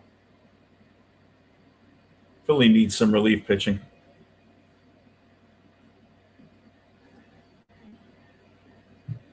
See Weaver with Philly. It's amazing. Even the relievers that aren't great throw 98 miles an hour.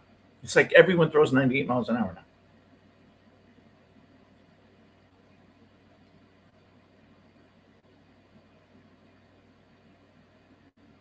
Oh, 3-2.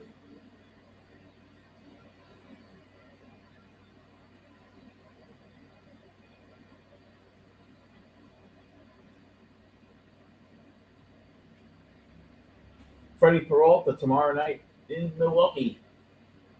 There's ball 4.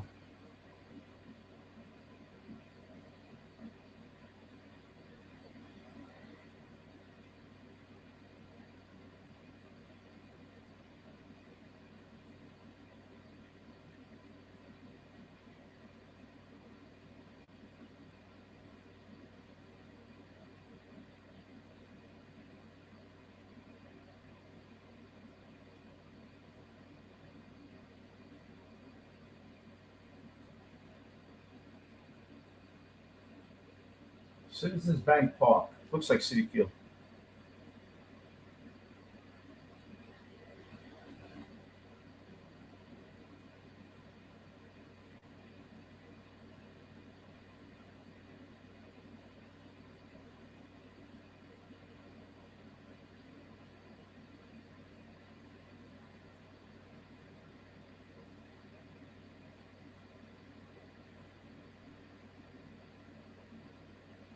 Marcus Simeon. Oh, goodness.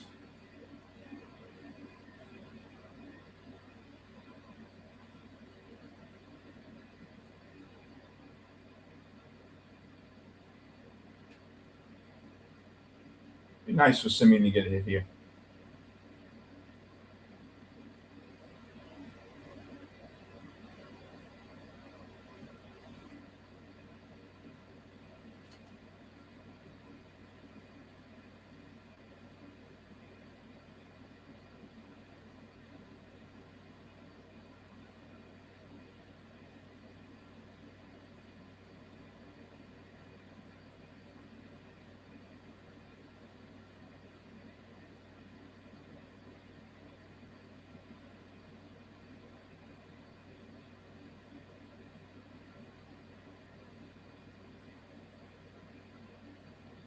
3-0.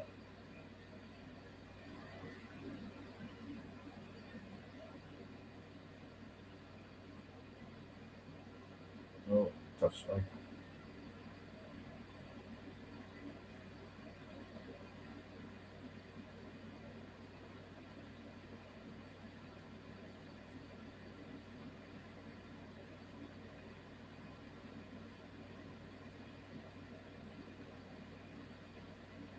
He's just behind Simeon. Can't line up the fastball.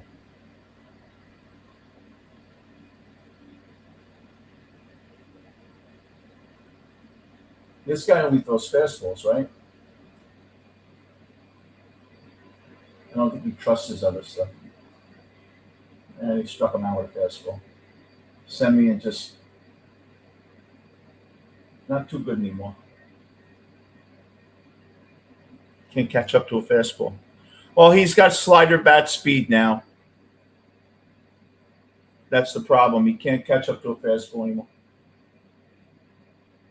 And he's probably trying to do too much. He hasn't done anything all year. It's been, disappointing. Brett Beatty. You're taking a fastball. The guy's going to try to get ahead of you because he's been behind every batter, and you let a fastball go right down the middle. Now, that's why Beatty will never hit. He should have been all over that pitch. Now you're 0-1. And then you get the breaking ball, and now you're 0-2. What do you think you're going to get the first pitch with the bases loaded? That's why I just can't take Beatty. I can't see him anymore. I don't give a shit if he goes 9 for 10 tomorrow. I can't see him anymore because for a guy that's been in the major leagues 4 or 5 years, he has no clue of what he's doing. Doesn't have a clue at that. It's incredible.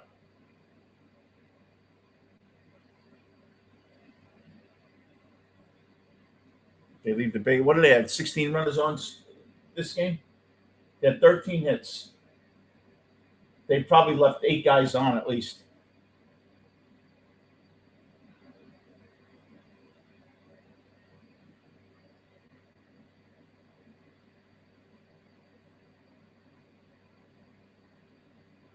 The Mets do the usual. 14 on base. Yeah. Well, Simeon's left guys on base. Simeon can't play anymore. Simeon's a guy that should play on a Sunday, like a backup catcher. He shouldn't be playing anymore. Bring Mauricio up and put Mauricio at second base. I'd much rather see Mauricio at second base. Because Lindor, you really don't have a shot of anything but a single. His power is sapped. He doesn't get around on the ball anymore. Like Mauricio, will hit a fastball.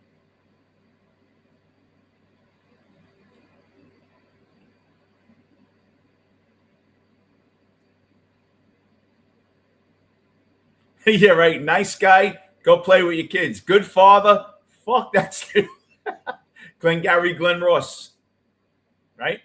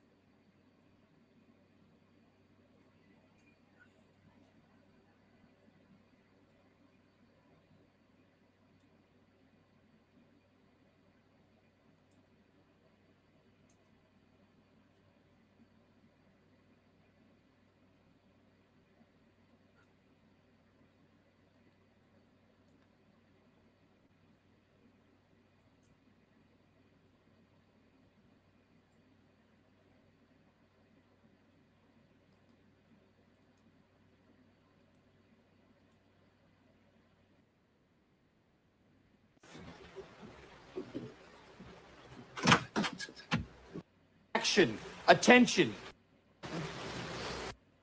to give you their money. AIDA, get out there. You got the prospects coming in. You think they came in to get out of the rain? A guy don't walk on the lot lest he wants to buy. They're sitting out there waiting to give you their money. Are you gonna take it? Are you man enough to take it?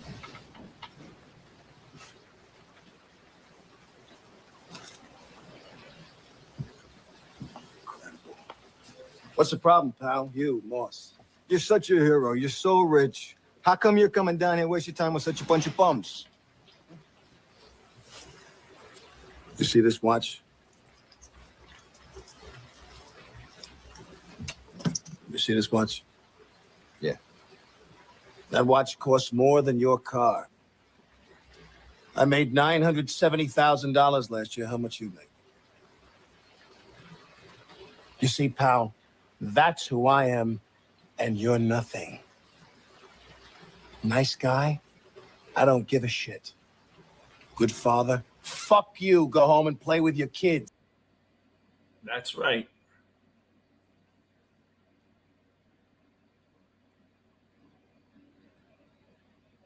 That's amazing, William.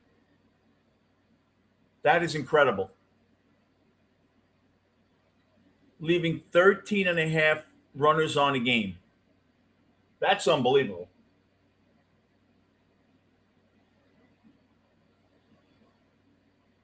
Razaban 1 out, bottom 8. Don't ruin your trade value. Now I don't want these relievers to come in because I'm afraid they're going to ruin their trade value.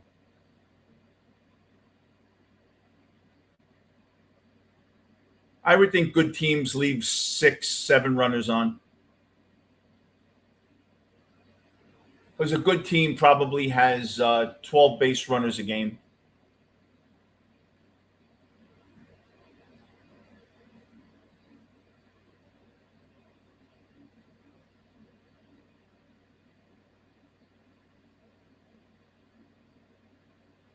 On an average day, if you walk 3 times and have 9 hits, you should have 12 base runners on. Those stats are unbelievable, though. Incredible.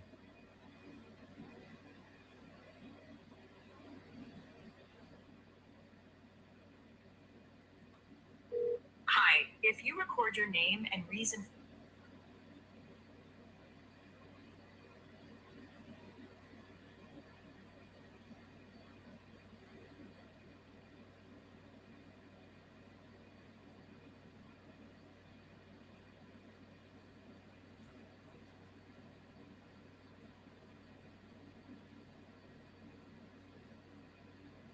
Razaban's had some year.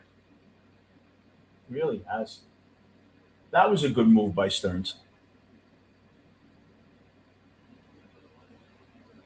You couldn't miss any more than that pitch. That pitch was 4 feet away from him. I wonder how much pressure there is on these guys now, knowing that they're going to be traded and they want to get traded and they want to do well. You wonder. And you wonder how many teams are hoping they don't do well, thinking they're just having a bad spurt so they could buy cheap.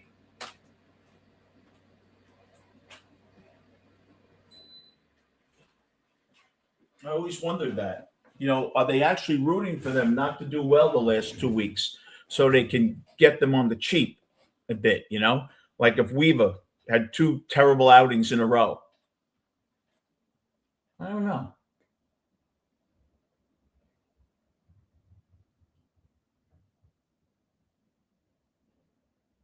Seems like Schwab is up every inning. Boy, did he turn out to be an amazing player. Good pitch.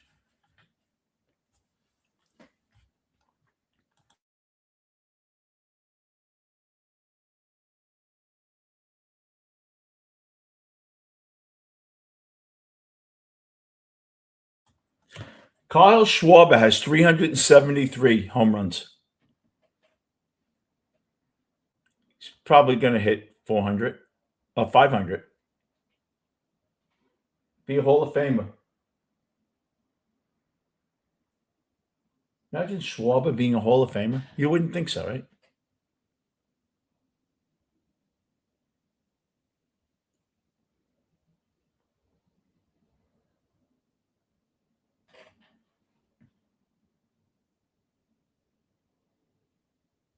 Good pitch.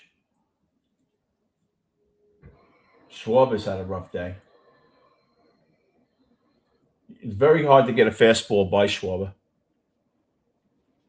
That was a perfectly placed fastball. You're not going to do anything with that. Right under the hands. You can't hit that. 2 out, runner at first. Harper up. 20 homers, 59 RBIs. Another 35 home run season for him. Probably be 35 and 100. But he plays here. You know, I'd give you 5 homers and 15 RBIs more playing here.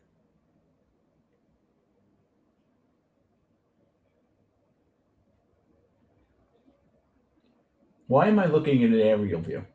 I just thought Harper hit a home run with that swing. Fucking fouled off. What, they tape a iPhone to a bird? What's up there? This is the curveball. Here it is. Now you try to beat him with a fastball under the hands like you did Schwarber.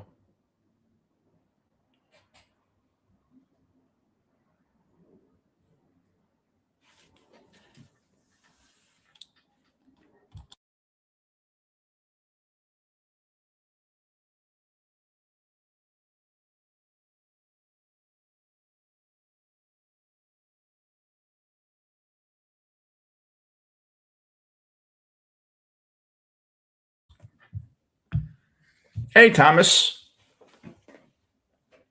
How you doing? Hope you're doing well on this Sunday. Francisco Lindor remembered he was Francisco Lindor and not Ronnie Mauricio today. He's had the best day of, first of all, year he's been on base 4 times, I think. Couple of doubles, home run. Brazaban 97.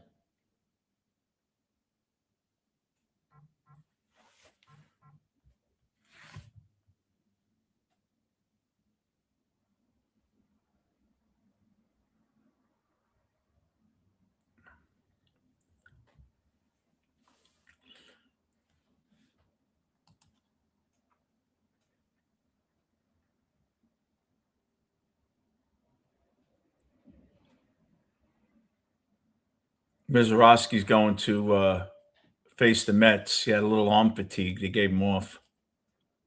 Yeah, if you're throwing 118 miles an hour, my arm would be tired too.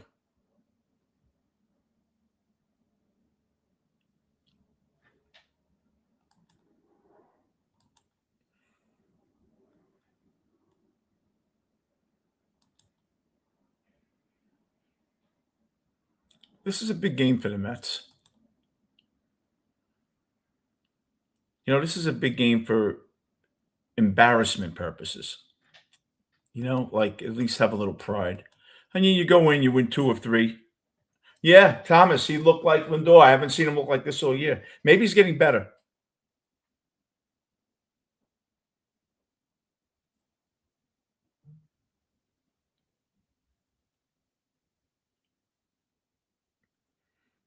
Every team in the league leaves between 13 and 16 and a half on base per game. That's the average. My statistician said that. So, William, I think that's correct.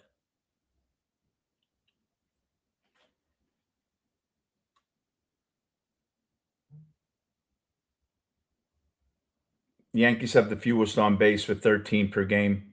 The Cubs leave the most, 16.5.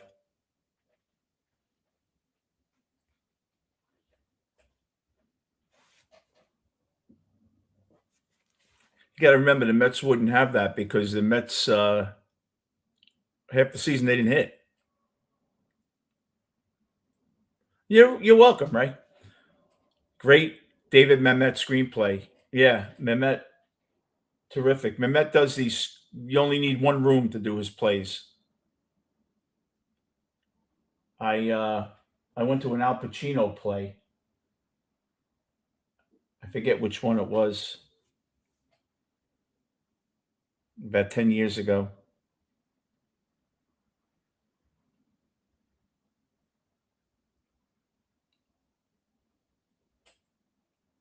I'll find it. I think it was about a murder or something.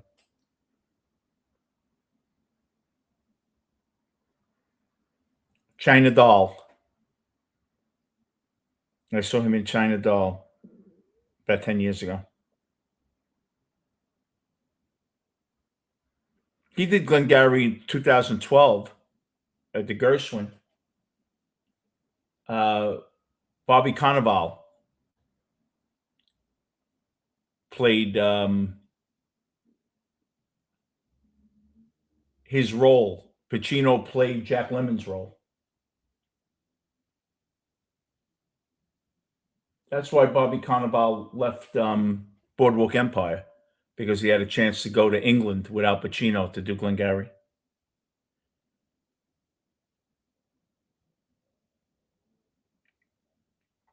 But he did a lot. He did Circle in the Square. He did, I forget what, Chinese Coffee, I think. Does a tiger wear a necktie? Before The Godfather, he did. He loves Broadway. Merchant of Venice. I saw him in The Merchant of Venice 2011, I think.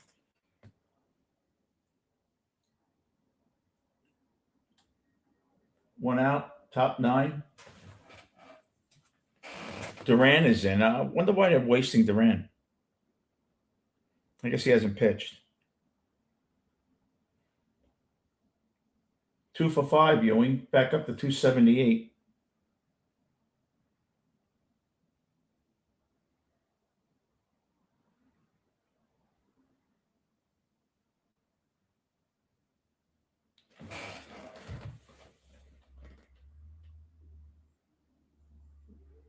Three and 0.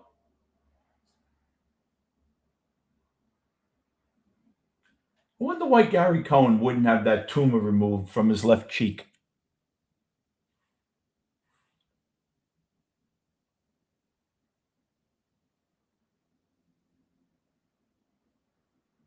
William, that's something, huh? They should have arrested her. They should have arrested her for a threat.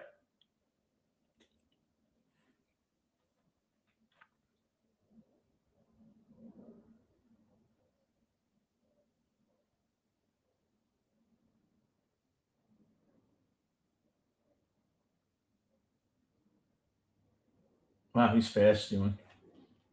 100 miles an hour, that pitch.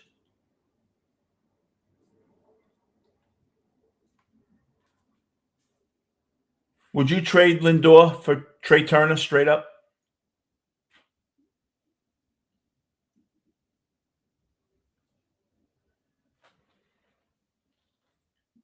Ewing looks pissed. Here comes Soto. He broke that little streak he had. He hadn't been hitting well for the last 10 days.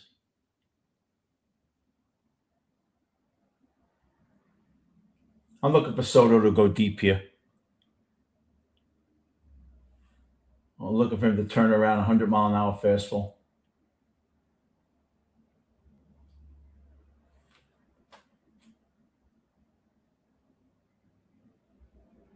Yeah, but they strand fewer runners because they have fewer runners on, William. The Mets went through that 12-game losing streak. They had 18 runs, so they have no runners on. That's why. Think about it. They were scoring a run every game. How many runs did they have on? 5? They weren't hitting.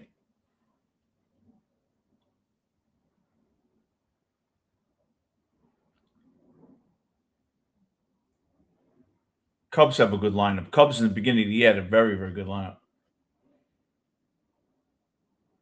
That 18 runs in 12 games, I bet you the Mets didn't have 6 runners on a game.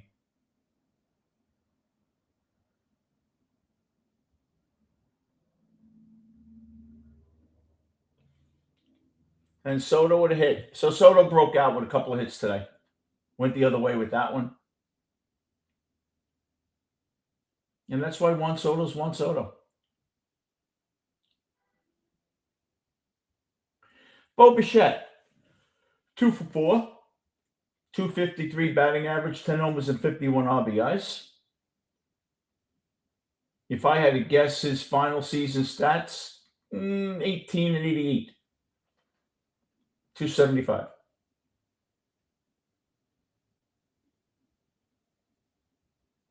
But Bichette's the kind of guy that could go to a team and have a Soriano run and knock in 30 runs in 35 games and knock in 110. He's that kind of hitter. He goes to right. He's looking to go to right field again.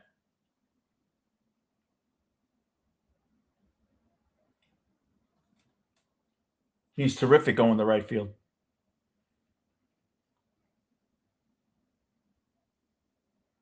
That's why generally he doesn't get beat on fastballs outside corner because he's not trying to pull them. He'll go right to right with them. He's set for right field.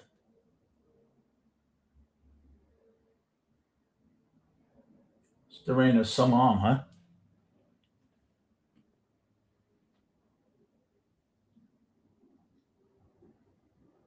Now he looks like he's going to pull. He just switched his arms a little. 2-2. Oh, because he thinks he's getting a fastball and try to home run. I wonder what year he would have had here. Ray, yeah. Johnny Depp, yeah. Actually, can I tell you something? I met Johnny Depp. Johnny Depp was really nice. He was a nice guy.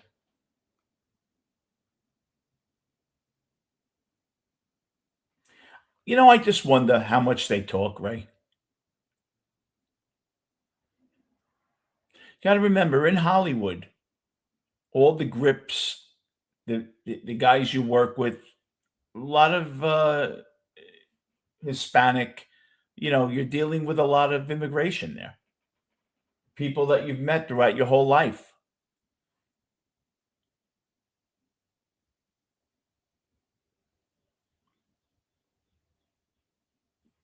That's the problem.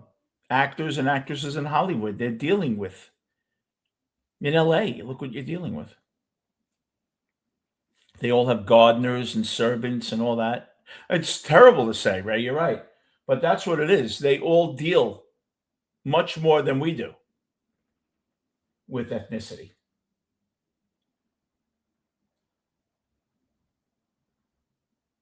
Think about it. If you're from Darien, Connecticut, you have a business up there, how many illegal possibly are you dealing with? Nobody.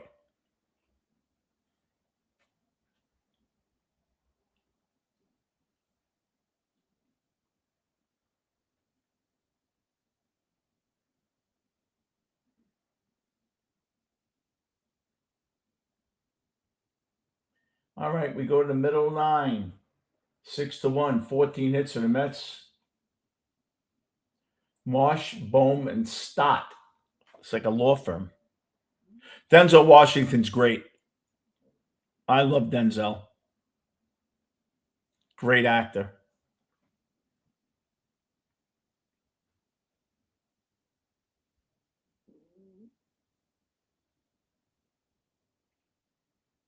Tremendous actor.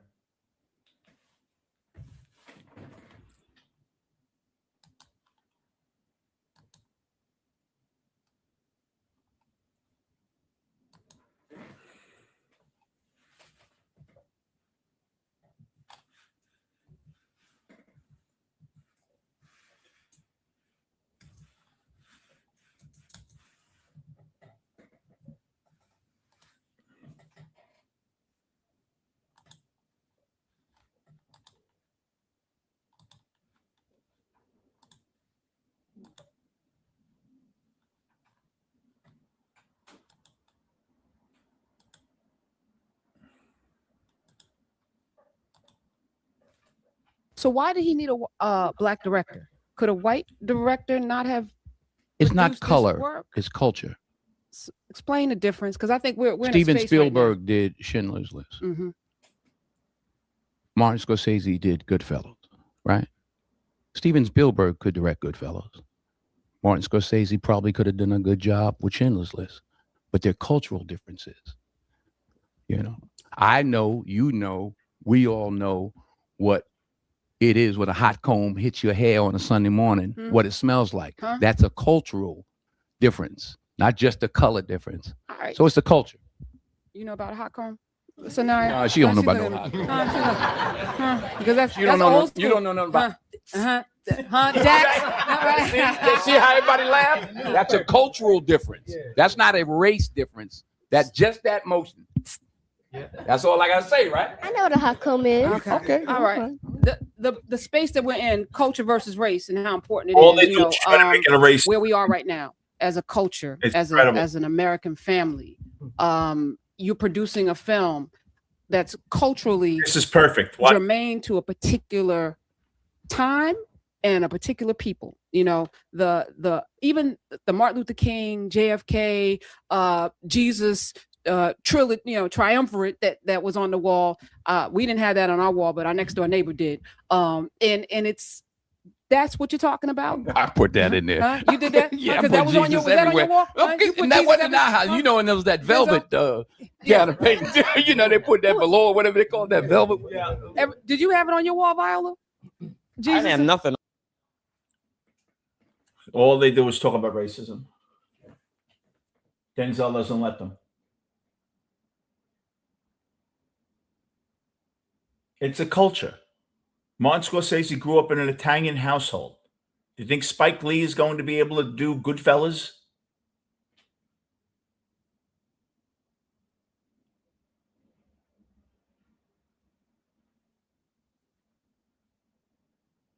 Oh, absolutely. Absolutely. 2/3 of fathers were in the home in the early 60s. Now it's not even a third. Why? Religion.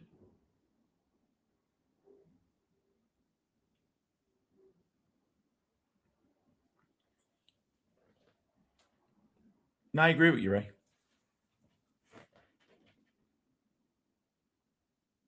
Spain, Argentina. Wow. What a game that is.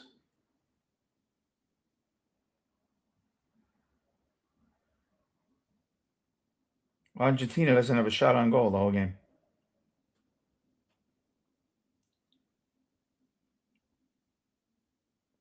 Spain is good. They're really good. This Perez, I don't like this guy, Perez. I know he's got a live arm. He throws 98. I just don't like him. I wish the Mets had Alec Boehm at third base. I'd take him at third.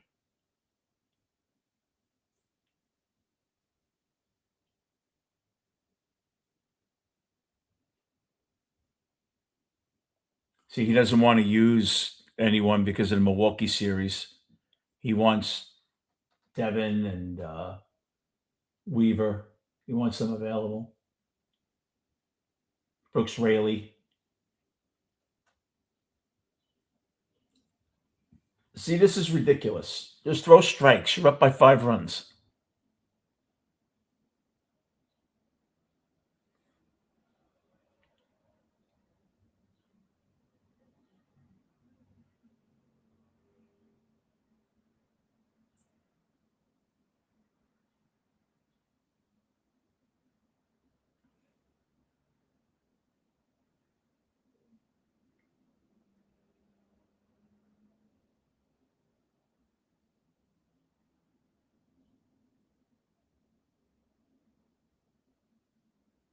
You notice relievers, you could be 14 per 9 inning strikeout guy, Devin Williams. If you don't have a 99-mile-an-hour fastball that strikes guys out, you're not looked at as a top reliever. They want fastballs, relievers.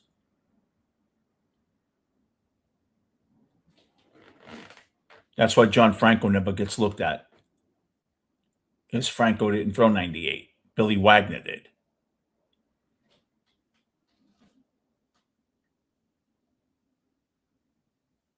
Mesmerized by fastballs. Good pitch. That was a really good pitch. Strike 3. Now, that's also why Bowman's hitting 210, because you're not supposed to swing at that pitch. When you're going against a lefty, you're not supposed to look that bad.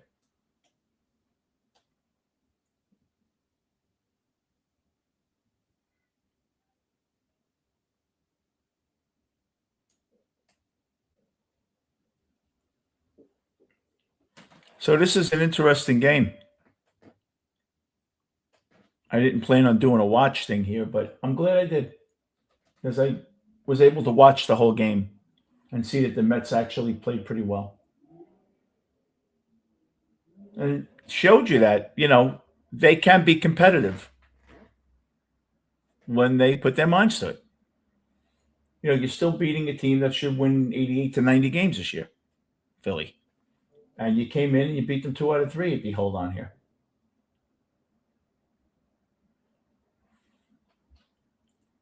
Right?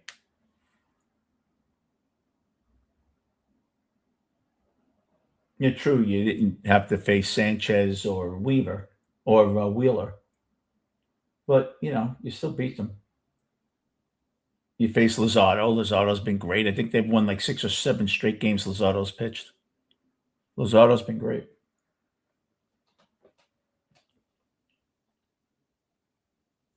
Problem with the Met relievers, they have guys that come up, they look great, but they're not consistent.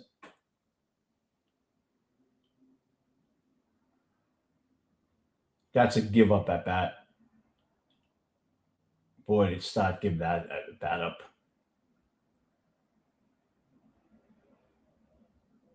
Perez's strikeout stuff. Why would you put rosin on your neck? Is it a cooling agent? Like, I would think it would feel like crap. I better get ready for the victory dance, huh? Because I'm going to go as far as to say the Mets are going to win this game.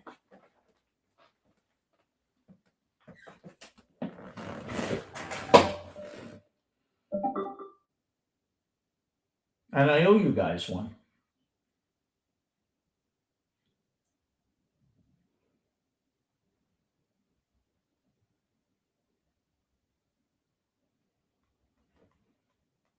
One and one.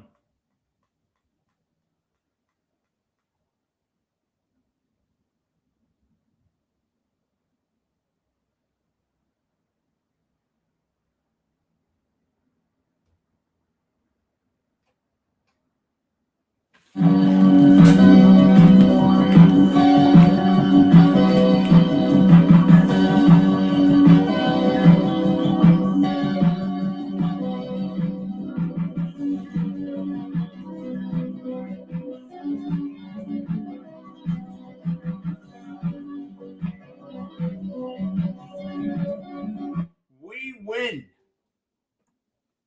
Boy, I haven't done one of those in a while. The happy dance, happy recap, another series win. And look,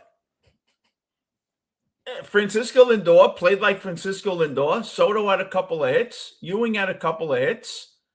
McLean was McLean. And they beat up on the Phillies. No big surprise. Bichette had a couple of hits. I think when your lineup does what they're supposed to do, and your starting pitcher gives you 6 strong, and your relievers do what they, guess what? You win.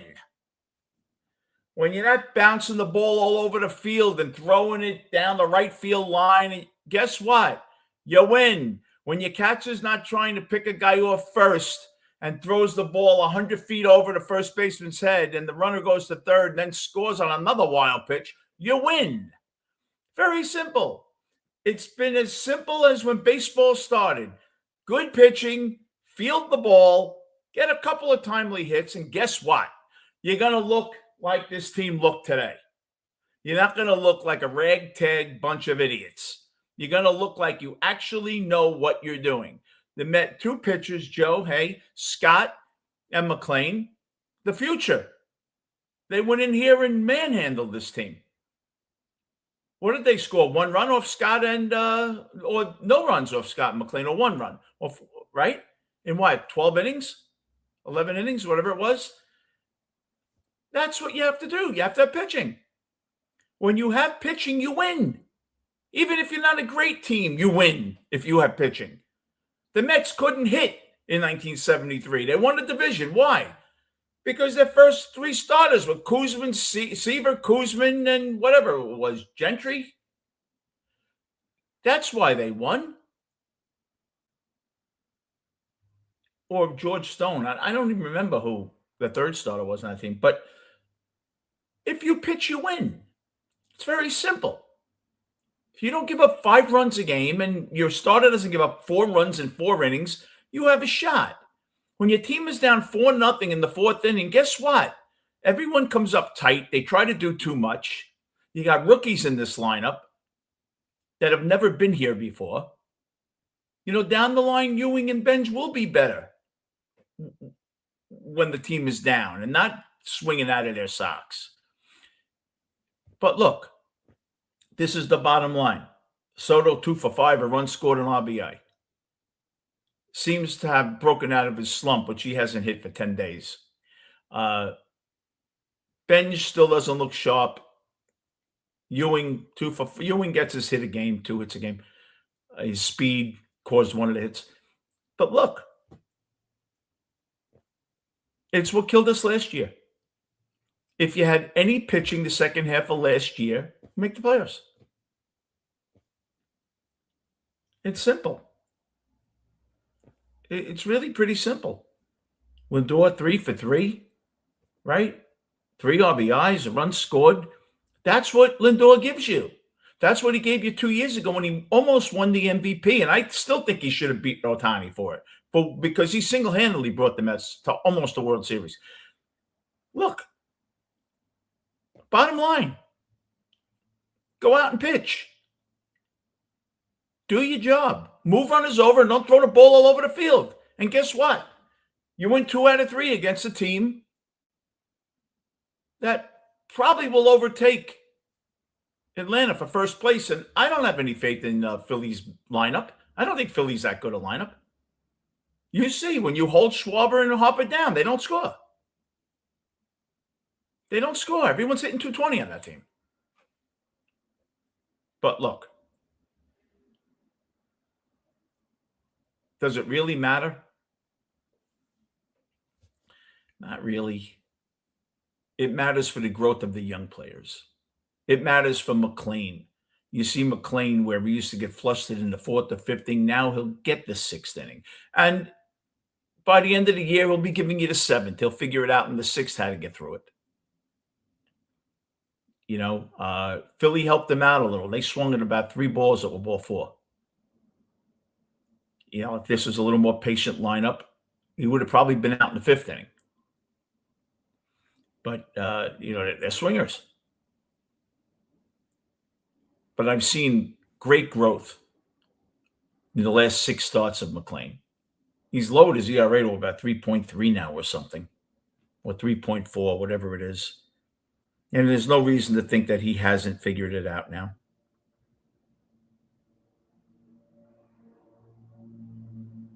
I would think he figured it out.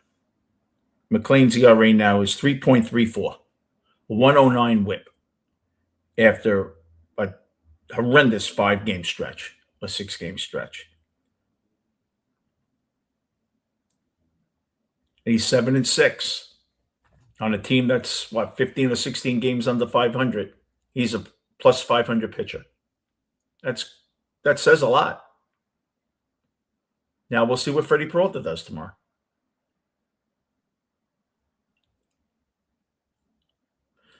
Yeah, I think I have no faith in the Braves. I think the Braves are going to get Sonny Gray. I was told they almost had a deal for Sonny Gray, and Boston backed out of it about a week ago. I think Sonny Gray's going to end up in Atlanta. They're not going to pay the school price. And, you got what you needed. It stems off the embarrassment. The embarrassment of having to say the Mets look like a minor league team. Now, the Mets can go in to Milwaukee and get outscored 20-5. Make 8 errors. Absolutely. They made 3 errors the other night when they lost. Look, this team is a young team. A lot of adversity. Guys are very tight before the All-Star, before the trade deadline.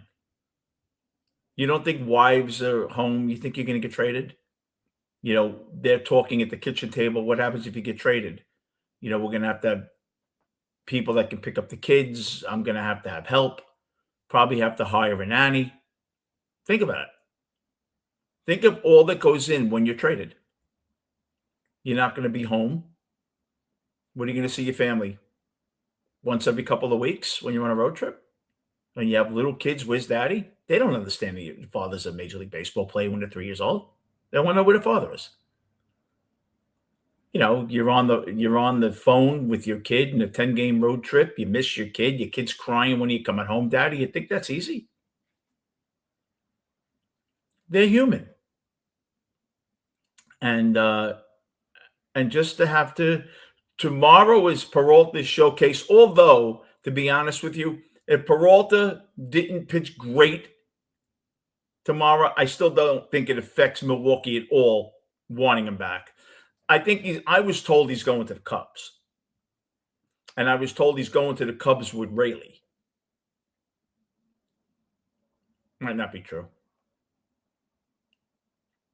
And they were going to, I'll tell you what the proposed trade was. Because my friend was talking to the AGM.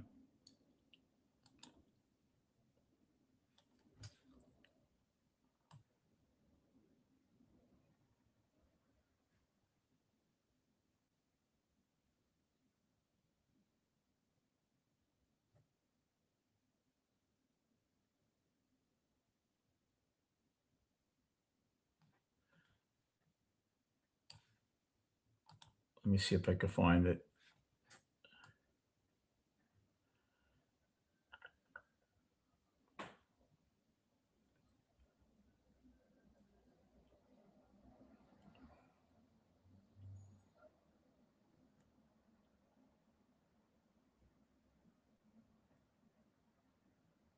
It was the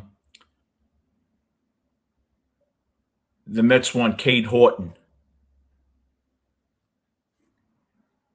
He's on a 60 day to say IL. And any deal would have to include, who was it? Pedro Ramirez. He's 22 years of age, just turned 22. Mets are going to make him a third baseman. His last 7 games, he's hitting .357, hitting .281 over his last 30.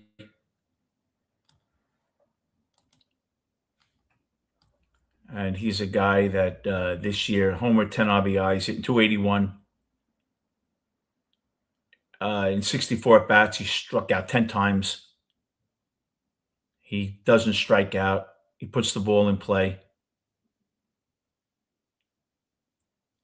OPS 767. And that's who the Mets are looking for. Pedro Ramirez would have to be in any trade. But they want to get that pitcher. And that's the holdup with that. No, I don't think Sproat's going to be any good. No. I would trade Peralta to Chicago. Chicago wanted Peralta. Milwaukee wouldn't trade with them in division last year.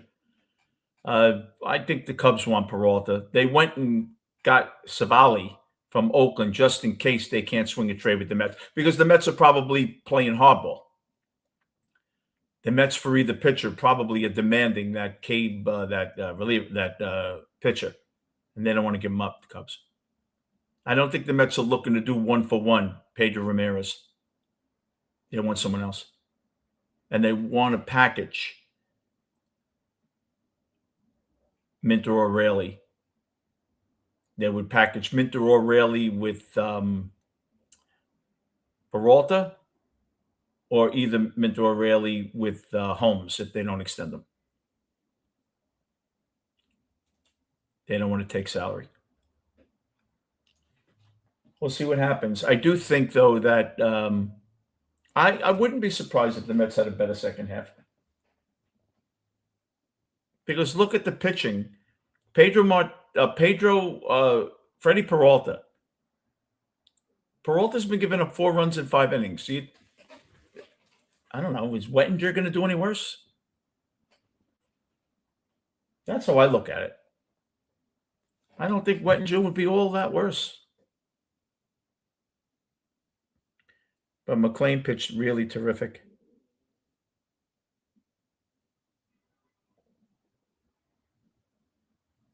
Really unbelievable.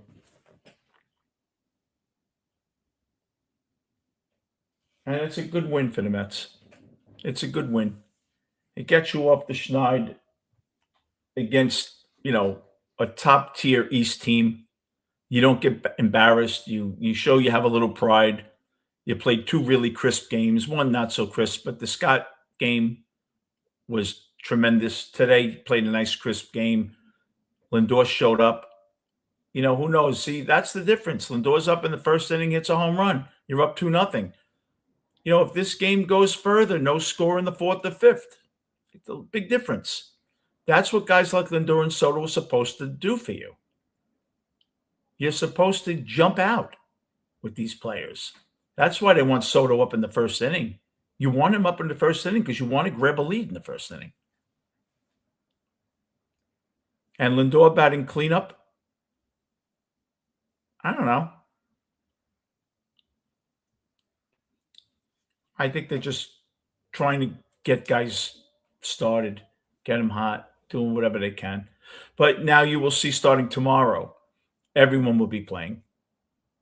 They're showcasing Robert.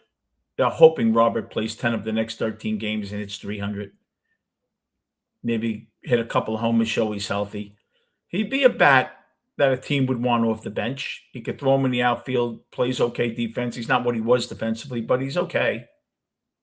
He certainly isn't a great defender anymore. He doesn't have a good arm anymore, and he's not a great defender anymore. I think he's average in center field. He used to be an elite player. Not anymore.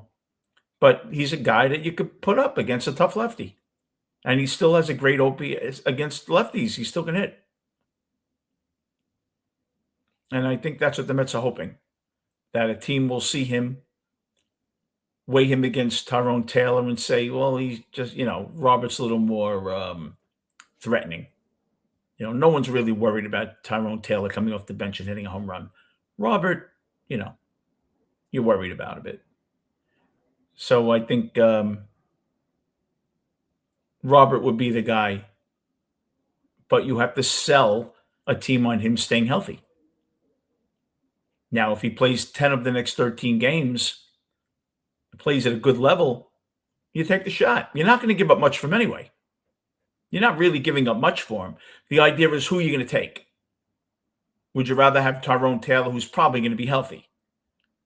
Not as good maybe as Robert, but if Robert goes down, not that you traded much for him, but you don't have him. So would you rather have a guy that you have in Taylor, which is going to play? That's the difference. Do you go for the upside of Robert and hope he can give you a month and get you into the playoffs and maybe even be healthy? He's been off 2 months. I don't know. Brett Beatty. Brett Beatty's been Brett Beatty. Brett Beatty, when he has a 10-game hitting streak, hits 200 because he gets a hit a game. He goes 1 for 4, 1 for 5 every game. Brett Beatty could hit 5 home runs this week, and it's not going to change anyone's opinion on Brett Beatty.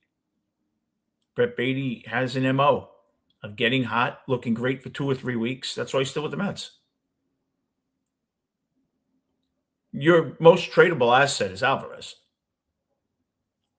Under control, a top 30 catcher. He's top 10 out of 30 starters. OPS 770. He's better than league average catcher. He's better than a league average hitter.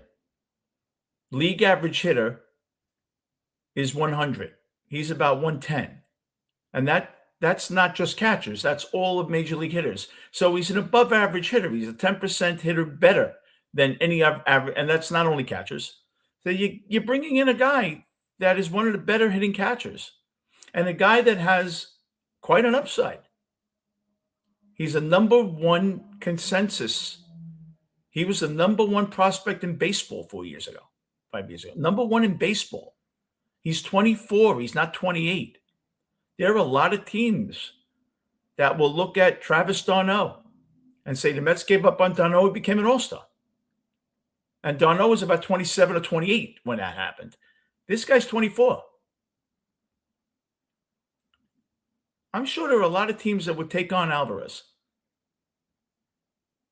Try to get him a little better defensively, and at the very least, you have a guy that can catch, may not be great, and can DH. A lot of guys would want that right-handed bat. He's in the upper 90 percentile of hard hit rate. Barrel contact, very hard. Alvarez's peripherals look great under the hood.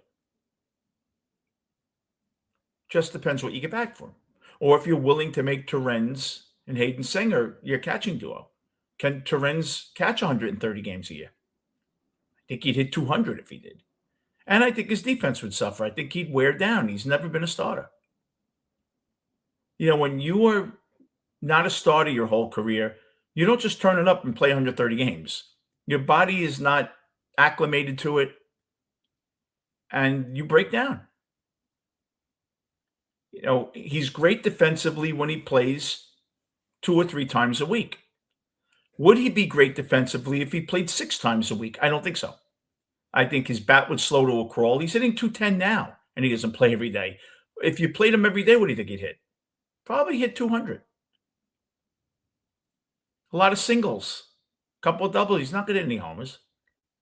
Alvarez, for as bad as he is, he gives you, one swing could be a 3-run homer. You're not getting that with Torrens. That's what you're missing with Pete Alonso. Alonso could be in a 1 for 30 slump, but if you make a mistake to him, he's going to hit it 450. If you make a mistake to Torrens, he's going to single up the middle. Soto's the same thing in your lineup. You make a mistake when Soto's not doing well.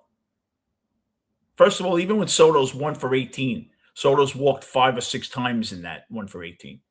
He's been on base 33% of the time. Even when he's 1 for 18, he's got an on-base percentage of 330.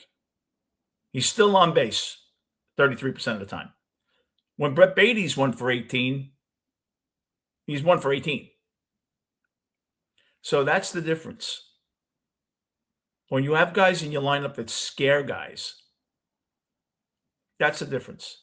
The Mets don't have any scary players in this lineup because they just pitch very carefully to Soto or they walk him in a big spot. Bichette's not a home run guy. Alvarez isn't consistent. Lindor hasn't been anything. And Simeon's finished. No one sweats Simeon. So really, and Benj can still be pitched to when they're rookies. They can be pitched to. You're not worried about Ewing taking you deep. And really, even though Benj can, you're not really worried about that either. That was the difference when you had Alonso in the middle of this lineup. The fear of the 3-run homer. The 3-run homer changes the game. Usually teams that hit a 3-run homer in the game win. So, look, it's a great win for the Mets. They did what they had to do. They came out of the All-Star break and didn't get embarrassed.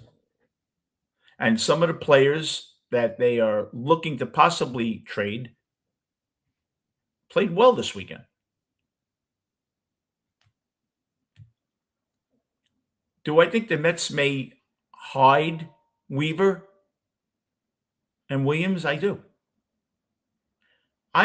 I think the Mets, look, Weaver, his value can't go up any further than it is now. It can only go down now. Can only go down. Weaver has 2 rough outings.